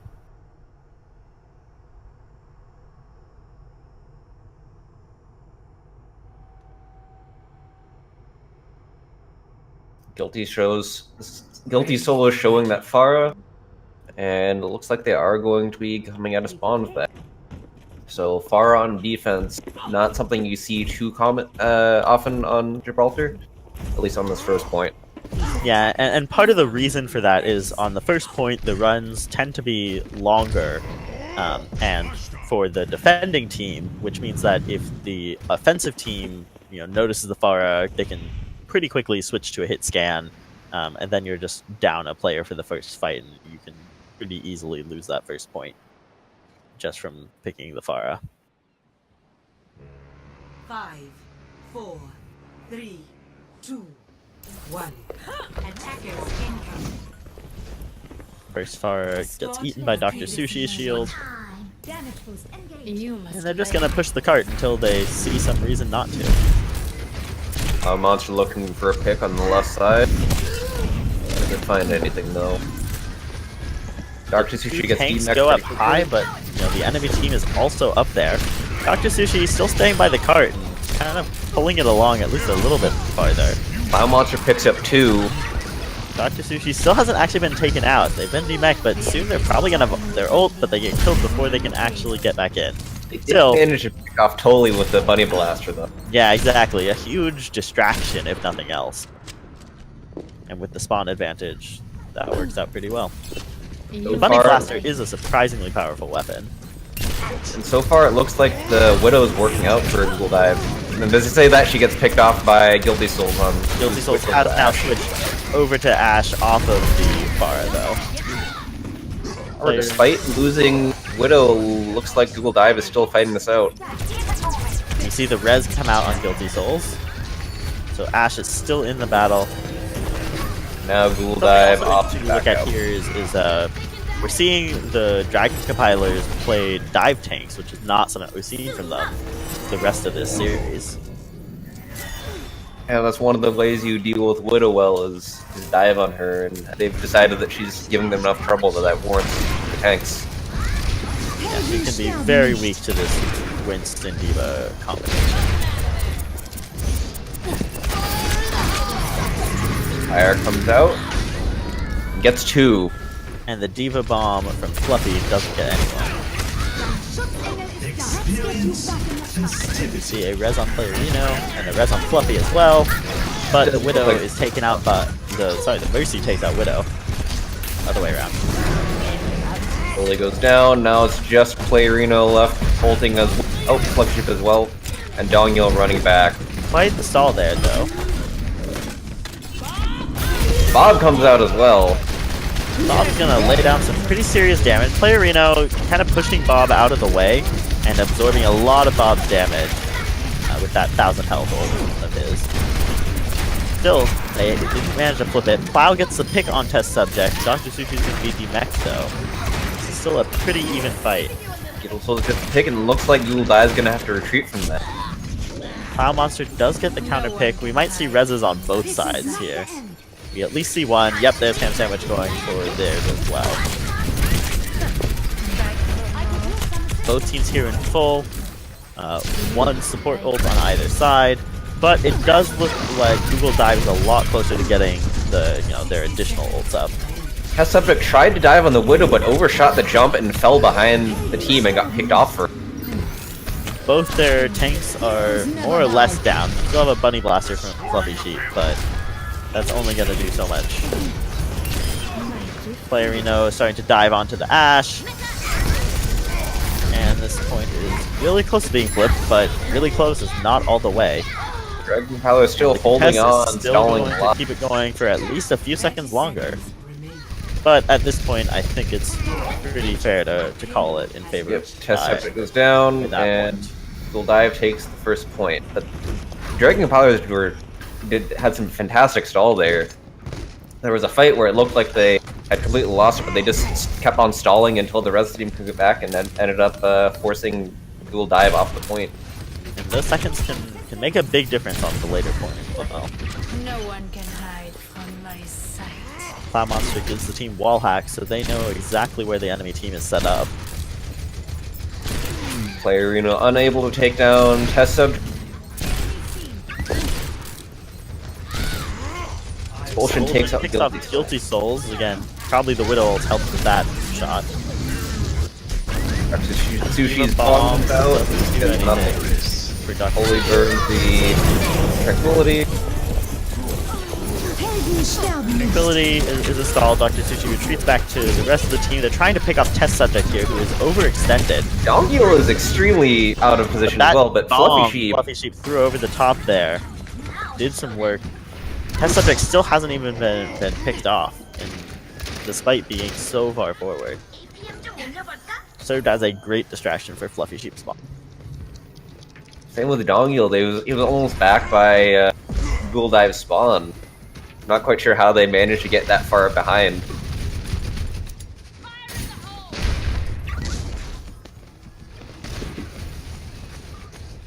Seeing Kaladin spam up towards Test Subject, who's on top of the shuttle. Jumps on Plow Monster. Plow Monster is being sustained by the Mercy heal. And that will be good enough to survive for the rest of this fight.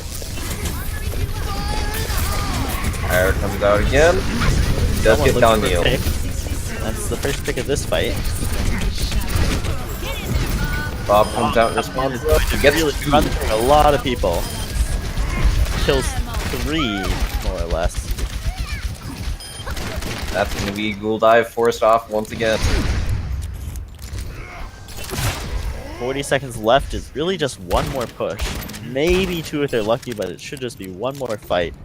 They've got both their support ults available, but so does Tolly. Dr. Might Sushi make this almost a on the rather bomb. Player Enos somewhat close to that primal rate, but it will be matched by Test Subject as well. Dr. Sushi does have ult. Guilty Souls gets the first pick. Tolly's just gonna use the stall right here. Diva Bomb picks up one. Expulsion kills Ham Damage. Nothing from Fluffy Sheep's bomb. Does look like Dive is winning this fight. Not quite won yet, but Test in their Subject favor. just kind of spamming that damage from behind, no one focusing them down though. And then they do get their stall ult, they come back to the point, knock away a res. One go down. Gilstills finally drops down. The stall might be long enough to help get the team back in there or let Bob get ult ready. Again, we'll see them knock Bob out of the way where he's just no longer hurting the team while they can push the cart to the point. Don't get all the way before Fluffy Sheep makes it back in. Now switched over back to Zarya. So Fluffy Sheep is going to be on Zarya for this last point. It looks like Ghoul Dive is going to get this, but Test Subject and Dongil and Ham Sandwich are just holding on, and they haven't Subject actually goes down low. gotten the Dongil last does point. take a Plow Monster. And Gilstills come back on Reaper. Does take out When you're Dr. trying to Sushi. hold in one spot like this, the Reaper can be very powerful. It looks We're like seeing it clean Dragon up. Compilers are going to take this. They were able to stall long enough that they started getting picks, and now it's just Player Reno on point. Now Plow Monster. It still could go either way, but it definitely looks in favor of the Dragon Compilers. Especially with the spawn advantage the Dragon Compilers have right now. Yeah, at this point the spawn is right next to this Into doorway. the iris. Only Holy- Kaladin and Player Reno Hold on, left. ult, and that's basically just gonna be game. Player Reno comes back in, so they keep stalling, and we're totally getting that final pick on Kaladin. Complete. So in the end, Not make it. Ghoul Dive not able to take that second. Score. 0.03 meters away has got to feel pretty bad. Sides.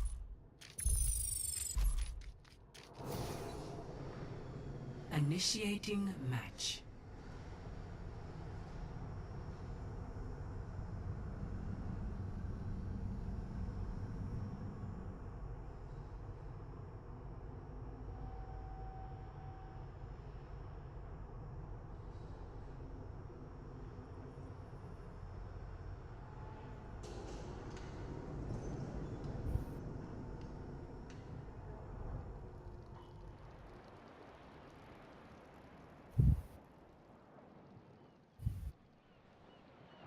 It's like Dr. Sushi might be moving off that Diva onto the Zarya.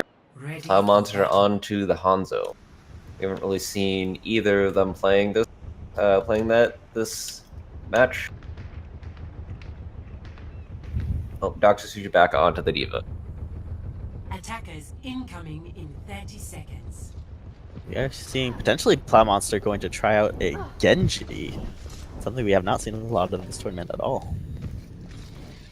And Genji's kind of fallen out of favor recently due to the prevalence of Brig and the fact that if he gets stunned, he's kind of...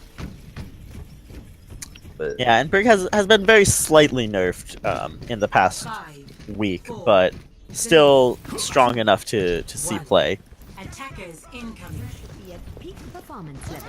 Stop the page.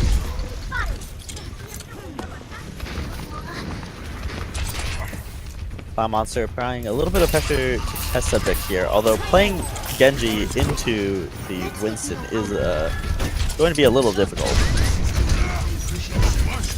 Subject goes after the supports, but dies for it. We get a DMAC on Dr. Sushi. Plow Monster is picked off. Dr. Sushi gets totally killed as well. The res goes to Plow Monster instead of to the tank. That's still a little trouble. Trying to get gets Totally, picked just doesn't manage to finish Totally off though. Meanwhile, back in the main fight.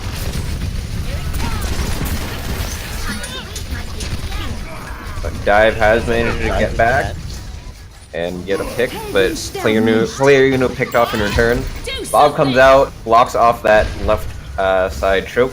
We have seen Bob be a very effective ult this game. And relatively painlessly, the Dragon Powers managed to take first.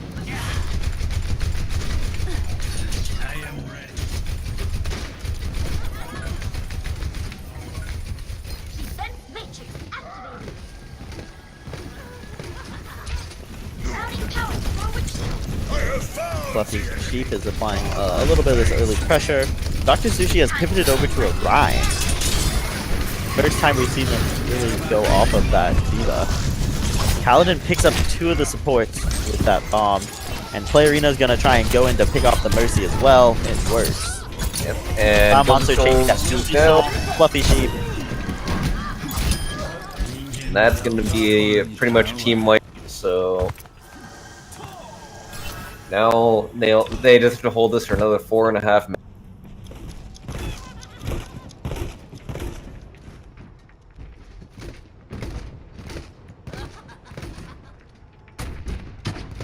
Dragon Compilers decide to go on the side that's not being spammed by Junkrat. Dongyil's going to pull out their ult. Get a little bit of extra armor on everybody on it. Sushi gets taken out by the Brig. Clarino goes in with the Primal Rage, but Seeing not the getting Dragon anything. Blade, but we do have a counter trance for it. It still picks up Dongyil before dying to the grenade from Guilty Soul. Fight's definitely going in the favor of the Dragon College right now. Now that Bob comes out, gets blocked by the cart, so not quite in the position that they were hoping for. It still applies a lot of damage to Dr. Sushi's shield. Dr. Sushi now just swinging the hammer at Winston at test subject. Trapped, and getting fairly low, but gets out, and that's going to be dual dive still holding. Plow Monster has swapped off of the Genji onto a Reaper now.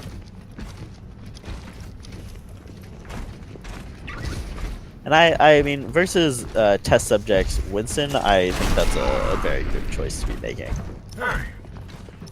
Monkey's giving you trouble, just apply a shotgun to his face and problem solved. Fluffy has gone back to Zarya, however. And their Zarya has been very strong this match. Gets to be pretty high energy and does a lot of damage. Very good at getting the picks. Or at least the finishing damage.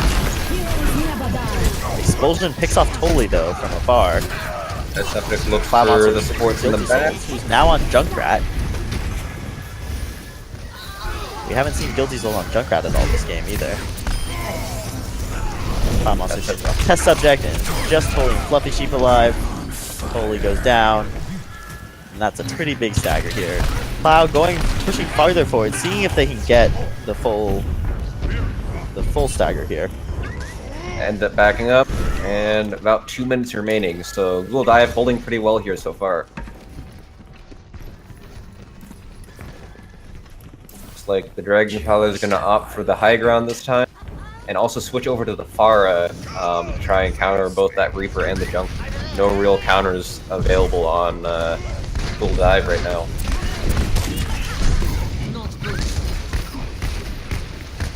Dongil on taking on Playerino, but Playerino used their ult. Stay alive. Tyre's going to pick up Dongil. Reaper comes out. Does not gets escape one. from that Blossom in time. That is a fairly slow charging ult though, and to only get one, not as much value as probably hoped for. Especially since you now... Oh, okay, they ended up switching over to the soldier anyways, so in that case, perfectly fine to burn ult like that. I'm curious what they're doing that switch for, because it does seem like that Reaper ult was actually quite effective there. I guess Guilty Souls has since switched over to the Pharah, so having the hit scan is pretty important. Monster kind of caught here in the middle of the ship though. Does manage to get out with the help of Koyaza on that. Guilty Souls pivoting around the back, but Cloud Monster spots them and takes them down. Paladin res back up. 30 seconds. Holy burns breaks the out the trance. trance, but it's a little bit early. Doesn't really seem to do much. Gets charged down by Dr. Sushi and killed right after it ends. Ham Sandwich burned the Mercy ult, but didn't really get a whole lot of value out of it. Test Subject goes down. Res comes out and does res Test Subject, but Shatter comes out and gets 2. Still, that attack visor taking out both the Mercy and Fluffy. Following it up also with a Tire here. Tire doesn't get anyone because they're all dead anyways. And that looks like Google Dive manages to take a win, so the One series is step now closer to a 2-1. reverse sweep.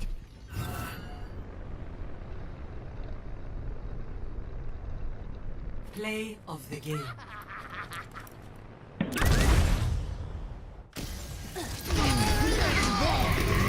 So now we're going to be going back to a King of the Hill map. One of them that isn't Busan. They have to choose a new one. But for the first time in this series, the Dragon compilers will get to have the home turf, as it will. They will get to be in control of what map they are playing on. Epic. I always hit my So mark. what did what did Google Dive do this time that was different that allowed them to take the... Or another question would be, what did the Dragon Palace do wrong that made them lose?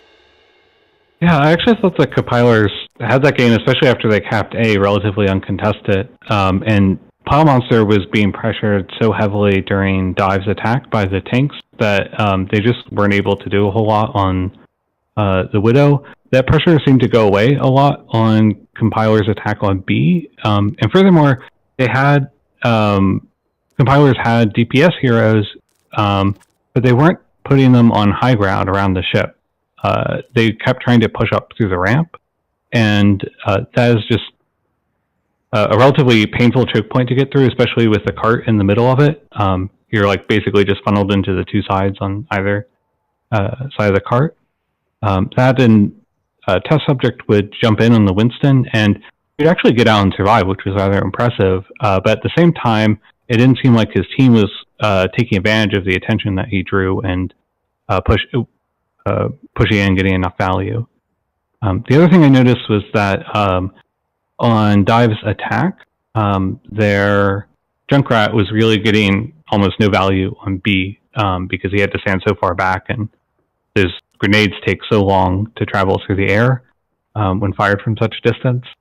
But on their defense, like the Junkrat is actually fairly effective at pressuring the tiny passages on either side of the cart that compilers had to push through. Yeah, it certainly at least felt to me like finally after the first 3 maps, Google Dive has figured out what sort of lineup works against the Dragon compilers lineup that they were kind of running as a default. And in response to that, you saw that the Dragon compilers were kind of, trying to switch it up as well to get around the new configuration in Google Dive, and maybe just struggling a little bit more with that. The other thing I noticed was that Sushi swapping to Rhine actually gave Dive a lot of value in terms of like their backline could still contribute while Playerino was jumping around as Winston. It's a little surprised to see that happen, because usually like you see teams, like the rest of the team just uses cover if the Winston's going somewhere, and D.Va helps D-Matrix like any attempts to pressure them. Or just uses her shotguns, of course, to kill whatever came close.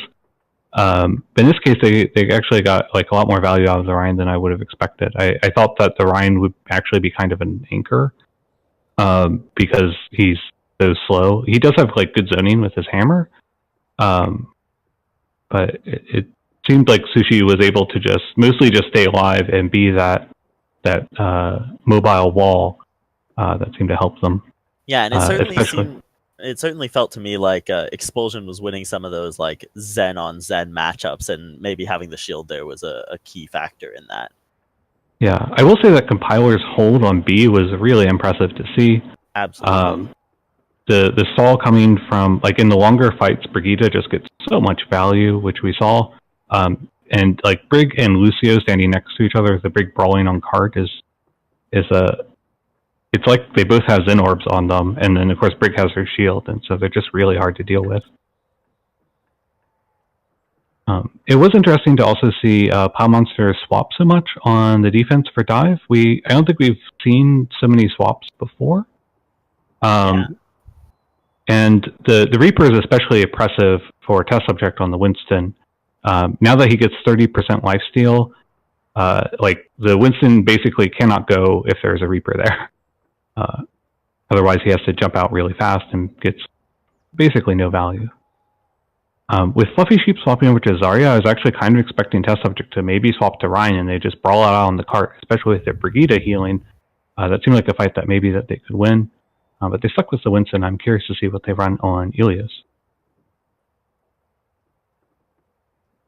I also note that Ilias, at least a couple of the maps are pretty decent for Far. Actually, I guess you can run her on all three. They're all fairly good, except for Runes if the enemy team has a Widow, because that is pretty much the best Widow map. Right. The sight lines are just so long and the rocket's so slow that the Widow has such a big advantage. And there isn't much cover other than, like, the columns really aren't enough to allow you to both get value and hide from Widow at the same time. But both Well and Lighthouse are quite good for Pharah, especially Well with that death pit in the middle and Pharah's boop. Yeah, I'm curious to see if we'll see a lot of environmental kills, especially on Well, of course. Fluffy Sheep seems to like switching to that Roadhog at times, and so maybe looking for hooks into the pit. And on the dive side, they've shown some Orisa, and of course, there's a halts can also be pretty dangerous, especially when compilers aren't running a D.Va. The D.Va could eat the halts and prevent them from being a factor.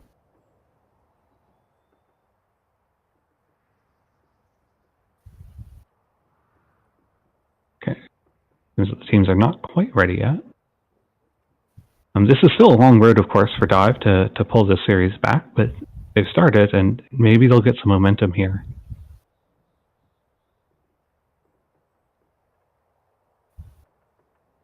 Yeah, so you cannot tie on the King of the Hill maps, which means we're going to have this one. If Google Dive does win it, we'll get one more map, and that will be the deciding map. So if either Google Dive has to win 2, Dragon compilers only need 1 to seal the deal. Now arriving at Ilios. Yep. I'm also curious if compilers, like, I wonder if they're having a bit of I guess what you might call positive tilt, where they think they've already won the series, and so they're kind of letting things fall apart a little bit. So I really do feel like its Dive is responding better to what compilers are trying to do. Does look like... Sorry. I was going to say, it looks like we're starting out on Lighthouse. Yep, And Plow Monster is going to pick up that far. And the Dragon Prowlers are going back to their old comp.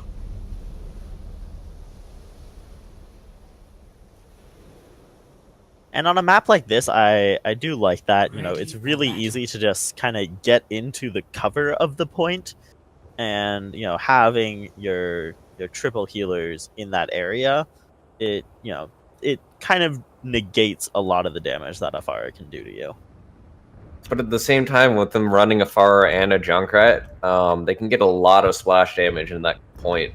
And that's true. They can fire through the windows at angles that make it hard for them to be dealt damage in return when they're dishing it out. I'm here. Season's greetings. Dragon Palo is managing to get close to point a lot faster with that Lucio.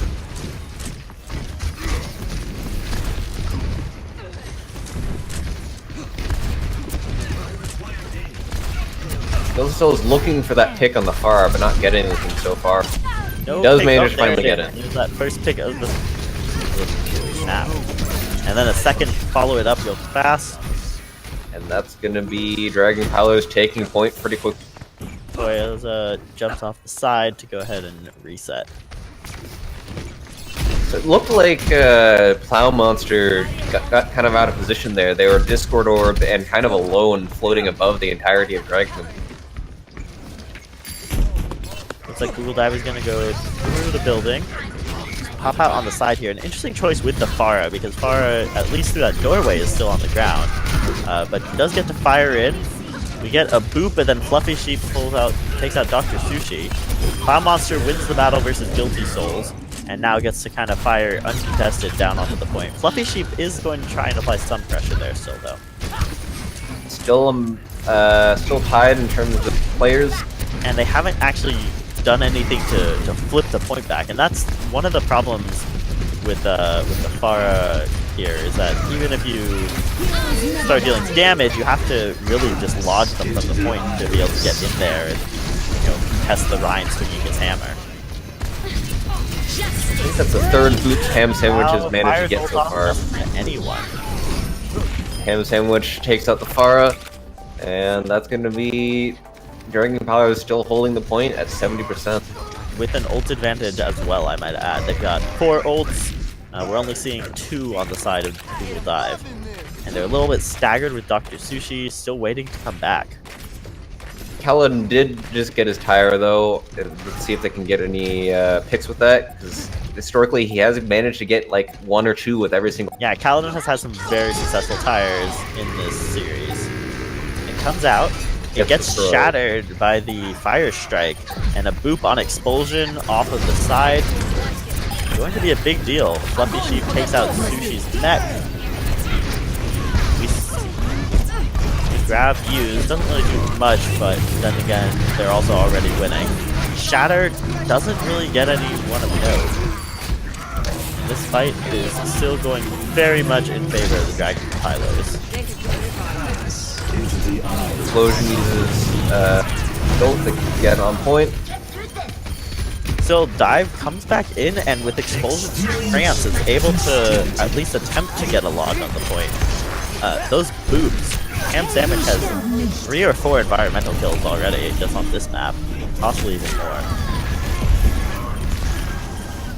Well, Dive still trying to stall this out, but that's going to be that. Everyone's dead. It's hard against a competition like against a composition like that, with everyone just on the point beating up on you as soon as you touch it. 1-0. Yeah, it felt like Ghoul Dive wasn't able to get a whole lot of value out of the Pharah on that, and Ham Sandwich was able to get a lot of value out of Lucio on that. Looks like Google Dive is going to be switching to Goats for that. Not going to be trying to run the Widow on this one.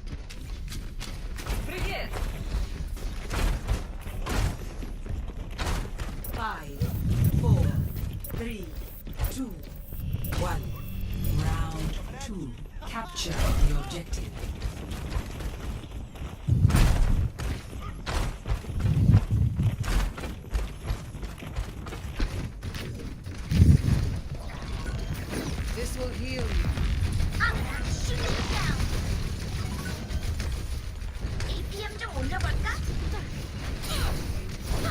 So Ghoul Dive's just pushing on with a few players that tried to get on point, but Straight off the side, Test Subject just drives Plow Monster off. Expulsion does pick up Dongul though, but then Guilty dies Soul Guilty gets Soul. the- So currently even both in players and who's down. Dr. Sushi gets demeched, but ends up killing Fluffy Sheep with the Bunny Blaster before Ham Sandwich kills her. Player info takes out Guilty Souls. We're seeing player info on Zarya, which is not something we've seen them playing much this series, if at all. Test Subject does manage to take them out though with the charge and hammer. Shatters onto Plow Monster, but still no follow-up means that Plow Monster is going to make it out of that fight alive. Dongul picks up Expulsion, and Ham Sandwich picks up Plow Monster. This looks like to be going in the way of Dragon Next. Pilers. Test Subject's just going ham with that hammer now. That was extremely long first fight though. That's true. At least during all that time, no one had controlled the point, which meant that it wasn't like either side was building up that percentage towards winning. Dragon Compilers, though, 4 of them on fire, 3 of them with ults ready, 2 more ults coming close. They're gonna fire off that dragon to the side. Doesn't pick anyone up, it seems. Coalescence comes out.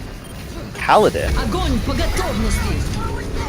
So we're actually seeing the... I didn't even realize that we were seeing goats from the Google Dive. Until I realized that Kaladin is no longer on Junkrat. So far, it doesn't seem to be working out too well for them. Yeah, they're not grouped together, which is, again, as we kind of talked about, what you really need from goats is you need everyone staying in that magical Lucio circle of life.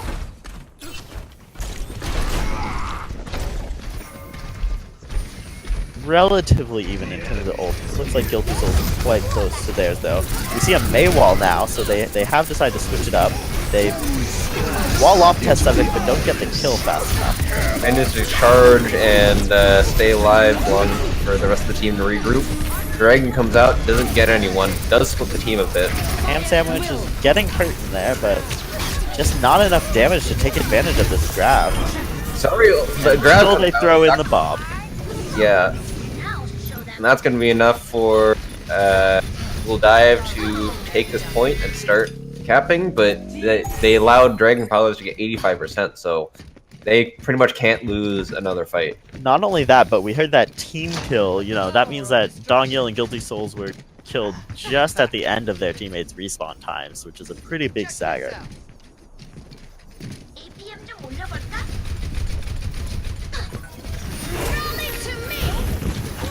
Dongil uses their ult. The wall comes out, but with the Zarya bubble trapped on the same side as the wall, it just doesn't mean too much. Subject picks up Expulsion.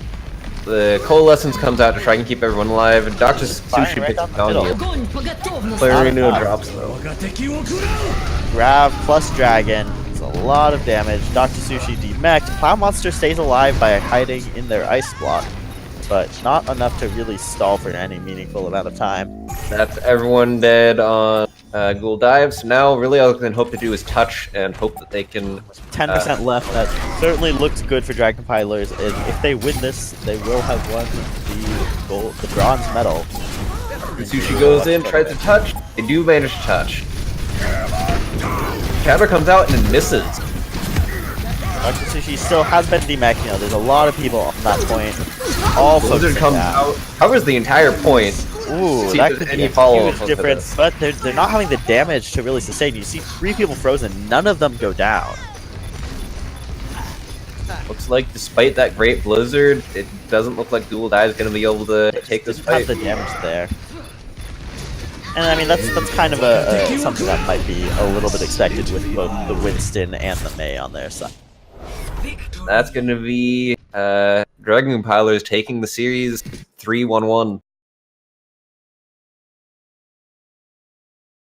Play of the game.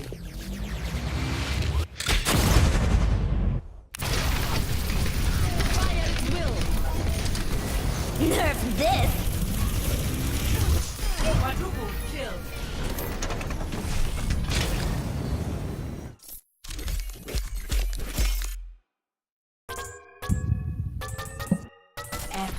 Thank you. Thank you.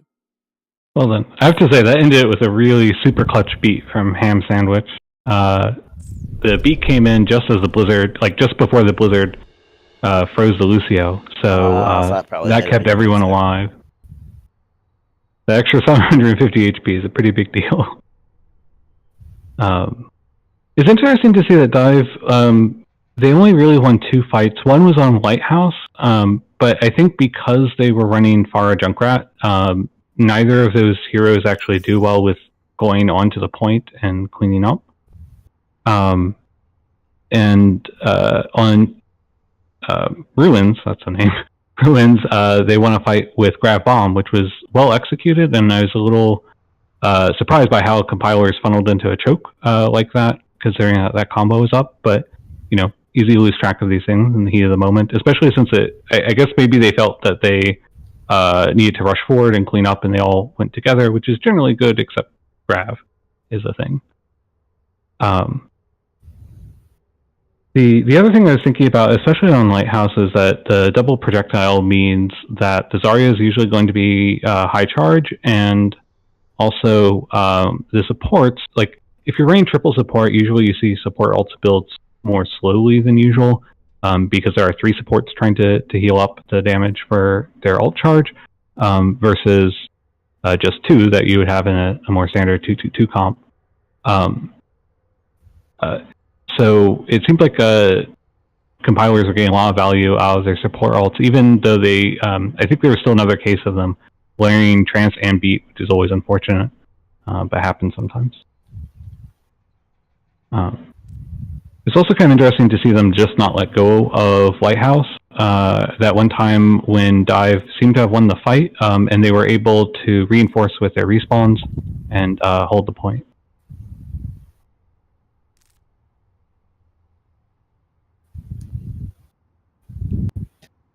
All right. Well, that is a conclusion to the Zerowatch tournament for this year. Thanks to everyone for tuning in and watching. It's been a pleasure.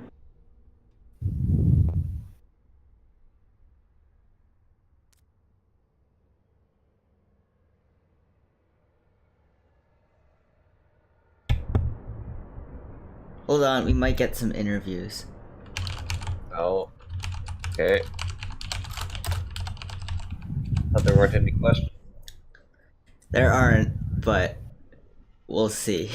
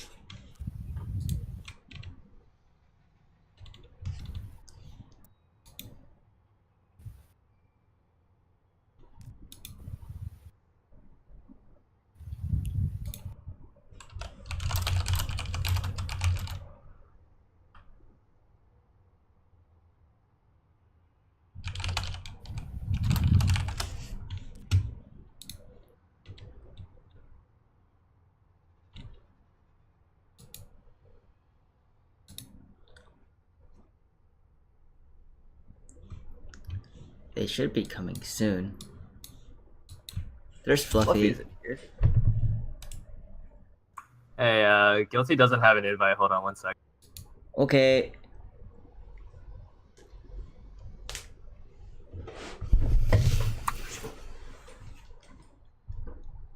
Hey, Guilty, I added you to the Discord. He's here. Yeah, I'm already here. Oh, awkward. Hello. Oh. Hello. How did the Pharah pick from G-Dive feel against the Hanzo? It actually wasn't too bad of like a pressure pick. I thought the Pharaoh would pressure me out a lot more against Hanzo, but I was able to get picks off them pretty easily, I would say, because like I would just like wall climb and get like an evil or a level playing field, and then I just shoot and she'd go down. That's generally how it goes. Yeah, I mean those headshots, man. You cannot fight against them. Yeah. Yeah. Meanwhile, it was raining. It was raining fire from above for the tank. There was Pharaoh rockets just hitting me constantly. So yeah, Guilty. You didn't feel much. I felt a lot in my face. Yeah, I mean that's the whole point, though, right? She should be pressuring out the rest of the team because like I'm That's true. not doing whatever. If there was no MoMA badge, would you still have won? What? So, in all honesty, Guilty cannot see MoMA badges. I cannot. Yeah, What? there's something wrong with his account. So he can't see his own MoMA badges. So we have resorted to screenshotting his MoMA badges. So he didn't know MoMA badges existed until like yesterday. Yeah, someone had to like screen cap it for me, and I was like, "Oh, that's what those are." Wow, how long have you They- been at the company? I think it's been like 2 years. I thought they go over this in orientation. Yeah.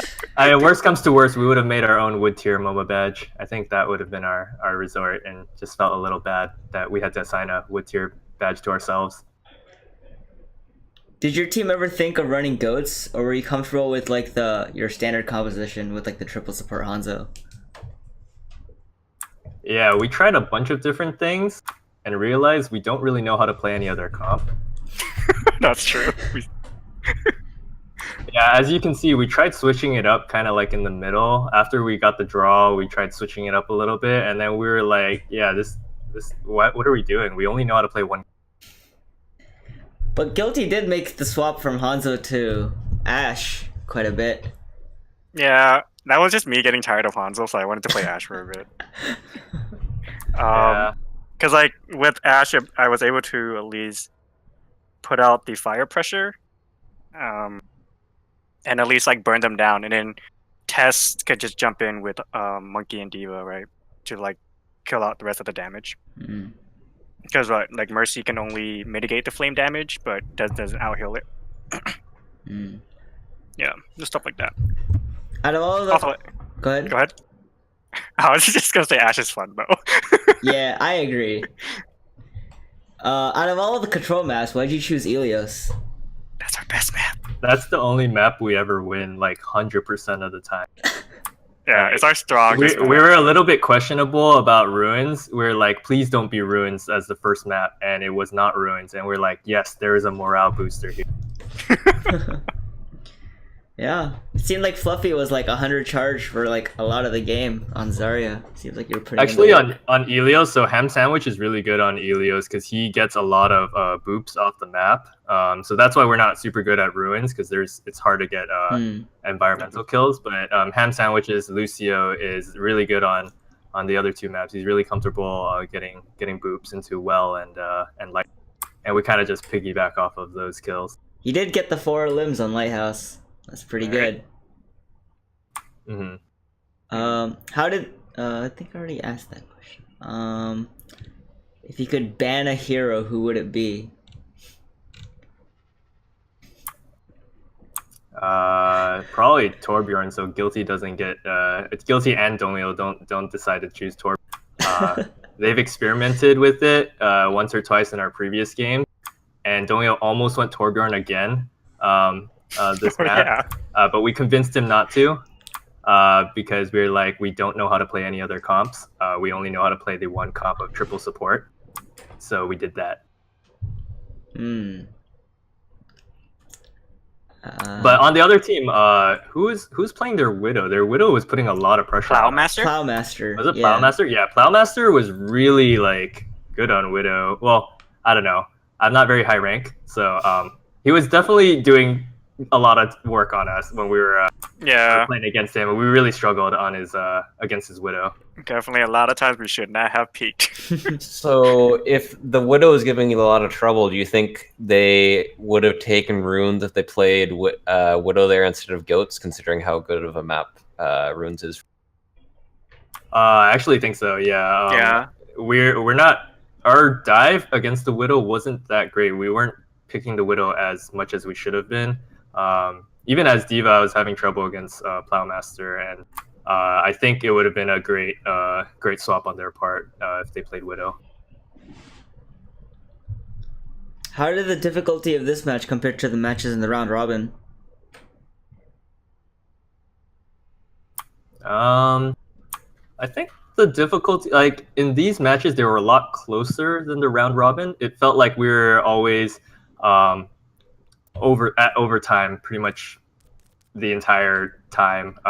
Almost all these games went to overtime or some sort. Yeah, it just so happens that I think Google Dive has a diva main, so it just our team had a little more of an advantage because we play Zarya most of the time rather than Diva. So Zarya into Diva is a little bit stronger than Diva into Diva.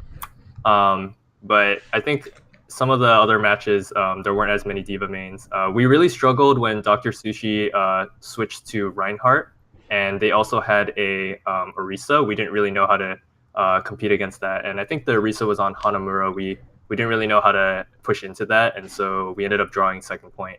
Yeah.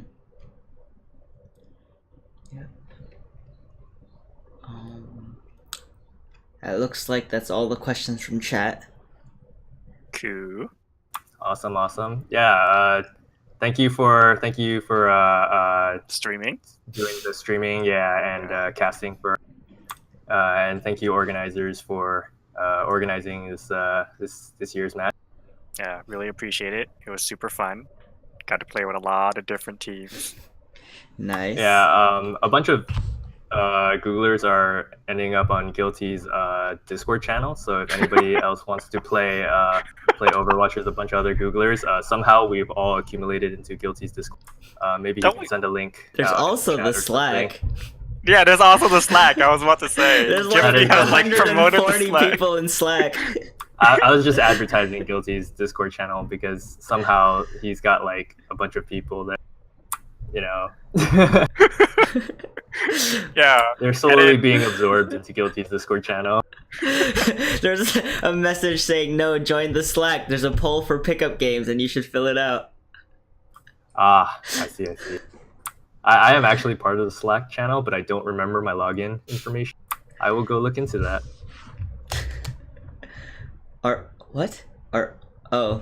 Was King's Row scripted? I don't know what that has to do with anything. But, okay. What? One of the questions was King's Row scripted? What does that mean? I don't know. I'm just... Was King's Row scripted? We've played a lot of King's Row actually previously in our matches. I think it's like an average map for us. We don't feel super confident about it, but we don't struggle as we did make a couple mistakes when the first push of Google Dive they pushed high ground from I think we should have pushed into them as well, but we kind of hung back on point and kind of let their DPS set up on high ground. So we struggled a little bit there, and then we lost it pretty quickly.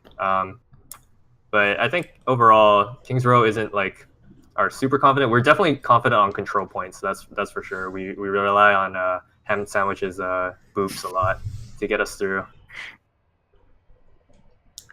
All right. Thanks for answering all the questions. I think that's gonna be it for us. Sounds good. Congrats on getting third place. Woo, Thank you. Yeah. Pretty good out of 18 teams, I believe. Something around there. Yeah, I think so. Pretty good. So hopefully we'll see you guys on the next one. Next one. Yeah, definitely. Yep. Yeah. All All right. Thank you very much. Yeah, thank you. See ya. Bye.